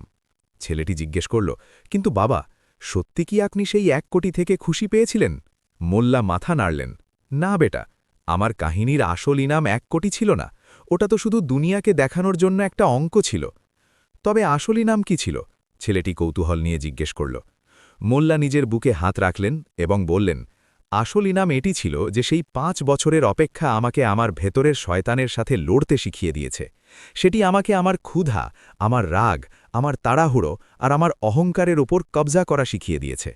সেই 1 কোটি তো খরচ হয়ে যাবে, সরাই আর মাদ্রাসাও হয়তো একদিন ধ্বংসস্তূপ হয়ে যাবে, কিন্তু যা আমি হয়ে গেছি, একজন এমন মানুষ যে কোনো হালেই টলে যায় না, তা আমার থেকে কেউ ছিনিয়ে নিতে পারবে না। আসল দৌলত সিন্ধুকে নয়, তোমার চরিত্রে অর্থাৎ ক্যারেক্টারে হয়। যেদিন তুমি অপেক্ষা করা শিখে যাবে, সেই দিন দুনিয়ার প্রতিটি জিনিস তোমার কাছে নিজে হেঁটে আসবে। কাহিনীর শেষ এখানেই হয়। মোল্লা নাসিরুদ্দিন দুনিয়াকে এমন এক পাঠ পড়ালেন যা যুগ যুগ ধরে প্রতিধ্বনিত হতে থাকল। তিনি বললেন যে আমাদের সবার জীবনে একটি মোরগ থাকে, কোনো স্বপ্ন, কোনো লক্ষ্য, কোনো সম্পর্ক বা কোনো হুনর। আমরা প্রায়ই সেটিকে মাঝপথেই ছেড়ে দিই বা তার সস্তা সওদা পরে ফেলি, কারণ আমাদের জলদি ফলাফল চাই। আমরা বলি, আরে 2 বছর হয়ে গেল, কিছু হলো না, ছাড়ো এটাকে। কিন্তু যে সেই মোরগটিকে, সেই স্বপ্নটিকে আঁধি আর তুফানের মাঝে নিজের বুকে জড়িয়ে রাখে, যে লোকের খোঁচাকে কানে না তুলে নিজের ধুনে লেগে থাকে আর সময়ের প্রতিটি থাপ্পড়কে নিজের ধৈর্যের রেজিস্টারে লিখে যেতে থাকে, একদিন সেই বাদশার দরবারে দাঁড়িয়ে নিজের শর্তে ইনাম চায়, এবং তখন দুনিয়া বলে, আরে এর কপাল কত ভালো, যখন তারা ভুলে যায় যে সেই কপালের পিছে 5 বছরের অন্ধকার আর খামোশ সংঘর্ষ লুকিয়ে আছে। ধৈর্য কড়োয়া হয়, খুব কড়োয়া, কিন্তু তার ফল শুধু মিষ্টি হয় না, তার ফল জাদুই হয়। তো বন্ধুরা, এটি ছিল মোল্লা নাসিরুদ্দিন, এক বুড়ো অবলা মোরগ এবং দুনিয়ার সবচেয়ে মহার্ঘ ধৈর্যের দাস্তান। এক এমন কাহিনী যা শুরু হয়েছিল এক মজাক থেকে, কিন্তু শেষ হল জীবনের সবথেকে বড় দর্শন অর্থাৎ ফলসফায়। আজকের এই দৌড়ঝাঁপ ভরা দুনিয়ায়, যেখানে আমরা 2 মিনিটে ম্যাগি, 5 সেকেন্ডে ইন্টারনেটের স্পিড আর রাতারাতি আমির হওয়ার স্বপ্ন দেখি, মোল্লার এই কাহিনী আমাদের এক আয়না দেখায়। আমরা সবাই ছুটছি, কিন্তু পৌঁছচ্ছে কেউ না। একটু থামুন আর ভাবুন, আপনার কাছে কি কোনো এমন লক্ষ্য, কোনো এমন স্বপ্ন আছে যার জন্য আপনি 5 বছর পর্যন্ত কোনো তালি বা প্রশংসার আশা না করে শুধু মেহনত করতে পারেন? আপনার মধ্যে কি সেই মোল্লা মার্কা পাগলামি আর সেই স্থিতি আছে? যদি এই কাহিনী আপনার দিলকে কোথাও না কোথাও ছুঁয়ে থাকে, যদি এটি আপনাকে এটি ভাবতে বাধ্য করে থাকে যে হয়তো আপনিও আপনার জীবনে কোনো জিনিসে একটু তাড়াহুড়ো করছেন, তবে একটি লম্বা শ্বাস নিন, নিজের ওপর ভরসা রাখুন। মনে রাখবেন, প্রতিটি বড় জিনিস, প্রতিটি বড় বদল সময় চায়। বীজকে গাছ হতে সময় লাগে, আর তাড়াহুড়োতে তো শুধু ঘাস জন্মায়, বট গাছ নয়। আপনার এই কাহিনী কেমন লাগলো? মোল্লার সেই রেজিস্টারওয়ালা যুক্তি আপনার কেমন লাগলো? আপনার কি মনে হয় যে বাদশাহার উচিত ছিল তাকে মানা করে দেওয়া, নাকি মোল্লার হক ছিল? আপনার রায়, আপনার বিচার আমাদের কমেন্টে নিশ্চয়ই লিখে জানান। আমরা আপনার প্রতিটি কমেন্ট খুব শখ করে পড়ি। যদি আপনার সালাম ভয়েসের এই পেশকাশ পছন্দ হয়ে থাকে, তবে এই ভিডিওটিকে লাইক করতে ভুলবেন না। আপনার একটি লাইক আমাদের জন্য মোল্লার আশরাফির থেকে কম নয়। এটি আমাদের সাহস দেয় এমনই কাহিনী আপনাদের কাছে নিয়ে আসার। এই কাহিনীটি আপনার সেই বন্ধু, ভাই বোন আর পরিবার পরিজনদের সাথে শেয়ার নিশ্চয়ই করুন, যারা জীবনে একটু পরেশান আছে, যারা সংঘর্ষ করছে, বা যারা জলদি হার মেনে নেয়। হয়তো মোল্লার এই কাহিনী তাদের জীবনে আশার এক নতুন কিরণ জাগিয়ে দেবে। আর হ্যাঁ, যদি আপনি আমাদের চ্যানেলে নতুন হয়ে থাকেন আর এখনও পর্যন্ত সাবস্ক্রাইব না করে থাকেন, তবে এখনই নিচে দেওয়া লাল বাটনটি টিপে সালাম ভয়েস পরিবারের অংশ হন, এবং সাথে সেই ঘণ্টি অর্থাৎ বেল আইকনটিও টিপুন, যাতে যখনই আমরা কোনো নতুন আর জাদুই কাহিনী নিয়ে আসি, তবে তার সন্দেশ সবথেকে আগে আপনার কাছে পৌঁছায়। জুড়ে থাকুন আমাদের সাথে, কারণ এখানে কাহিনী শুধু শোনানো হয় না, অনুভব করা হয়। দেখা হচ্ছে পরের ভিডিওতে এক নতুন কাহিনীর সাথে, এক নতুন জজবা আর এক নতুন শিক্ষার সাথে। ততক্ষণ নিজের খেয়াল রাখুন, ধৈর্য রাখুন আর হাসতে থাকুন, কারণ কে জানে, হয়তো আপনার 1 কোটির মোরগ জাস্ট পাকতেই চলেছে। ধন্যবাদ।